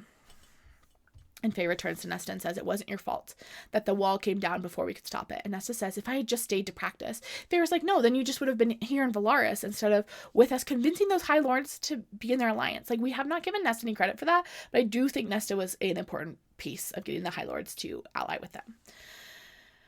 And Nesta says, what do I do now? And Feyre realizes that Nesta needs a purpose. Assigning her the task of finding a way to repair the holes in the wall, it had given my sister what perhaps our human lives had never granted her, a bearing, like somewhere to like put her energy towards. She's like a fierce girl, and if that fierceness is not directed somewhere, it's going to just stab everyone around her. And Feyre like explains that Nesta will come with them to Grayson's estate and then travel with the army so she can act as like this warning bell for the cauldron as she did for them today.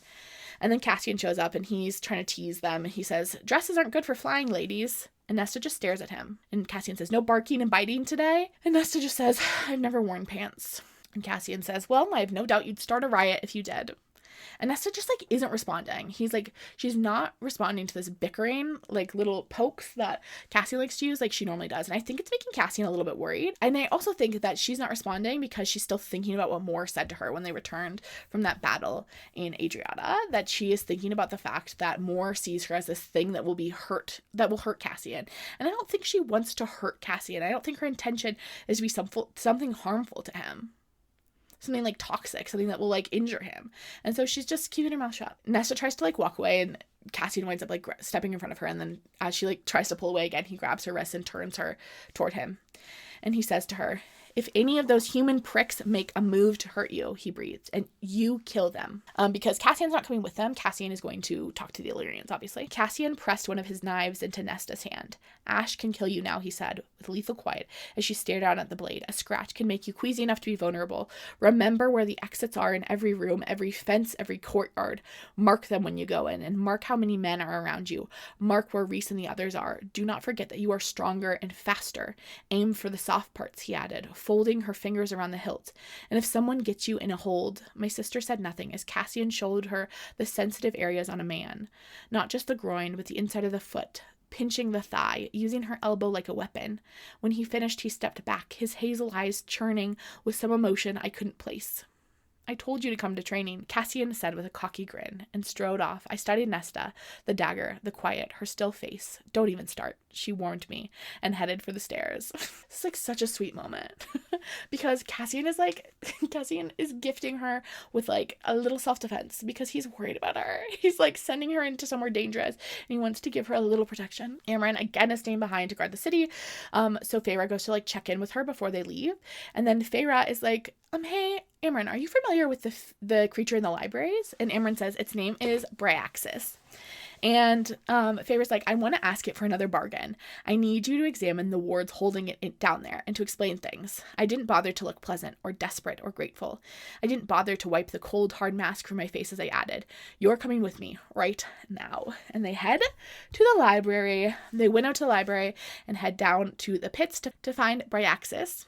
And Bryaxis, as soon as they show up down there, says, one does not summon me. And Feyre says, I brought you someone like you. Or you could be like them. I came to offer you another bargain. There is a war, a terrible war about to break out across the land. If I can free you, will you fight for me and my High Lord? Oh, and then Bryaxis says, well, like, this is my home. Like, I don't actually want to be broken out of here. And Feyre's like, okay, well, what do you want? And Bryaxis says sunlight and moonlight and the stars. And Feyre's like, oh, shoot, I like don't know how to get you the freaking stars, girl. And Amren's like, oh, it just wants a window. And Bryaxis says, will I be able to hunt without restraint on the battlefields, drink their fear and dread until I'm sated? And Feyre's like, I mean, like, sort of. Like, you have to stick to Hybern's guys. You can't eat our guys. And only until the war is over. And Bryaxis is like, okay. deal. Actually, she like talks to Amren, and Favor's like, okay, Amren's gonna stay with you and explain like what will happen and like how to disable the wards, and then we'll build you a little skylight. Okay, does that sound good? And the creature is like, yeah, for sure. Bryaxis always is referred to as like an it, but like Bryaxis gives me such girly vibes. Like Bryaxis is a girly. So I will use she pronouns for Bryaxis. Feyre leaves the library. She's got a new tattoo, a new bargain that she has made with Bryaxis on her wrist. And when Moore asks her where Amren is, Feyre just says she's still poring over the book. And Rhys is like, why? The wall is gone. And Feyre says, for another way to nullify the cauldron that doesn't involve the insides of my heads leaking out through my nose.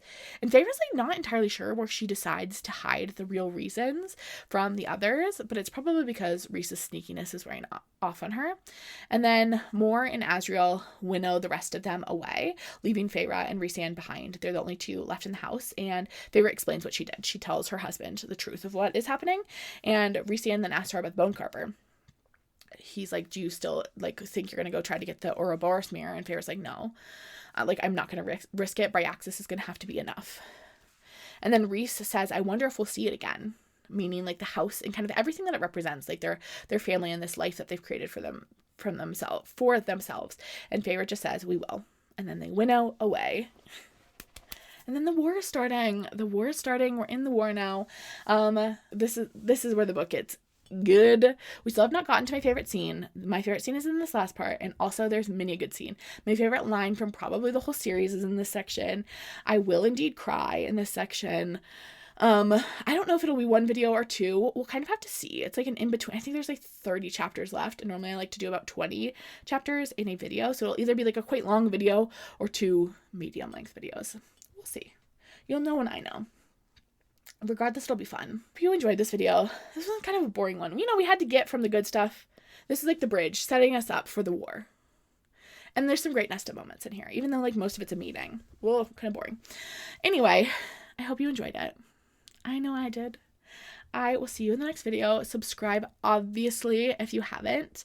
Also, head over to our Patreon, in which we have a monthly book club. This month we're reading Rose and Chains by Julie Soto, and we are also recapping the From Blood and Ash series. We are almost done. We'll be ready for the new book that comes out in just a few weeks here, and I'm having so much fun revisiting that series. It is definitely like silly times. The book is, but I'm having a lot of fun with it. I'd love to have you over there. I will see you in the next video. Have a great rest of your day. Bye.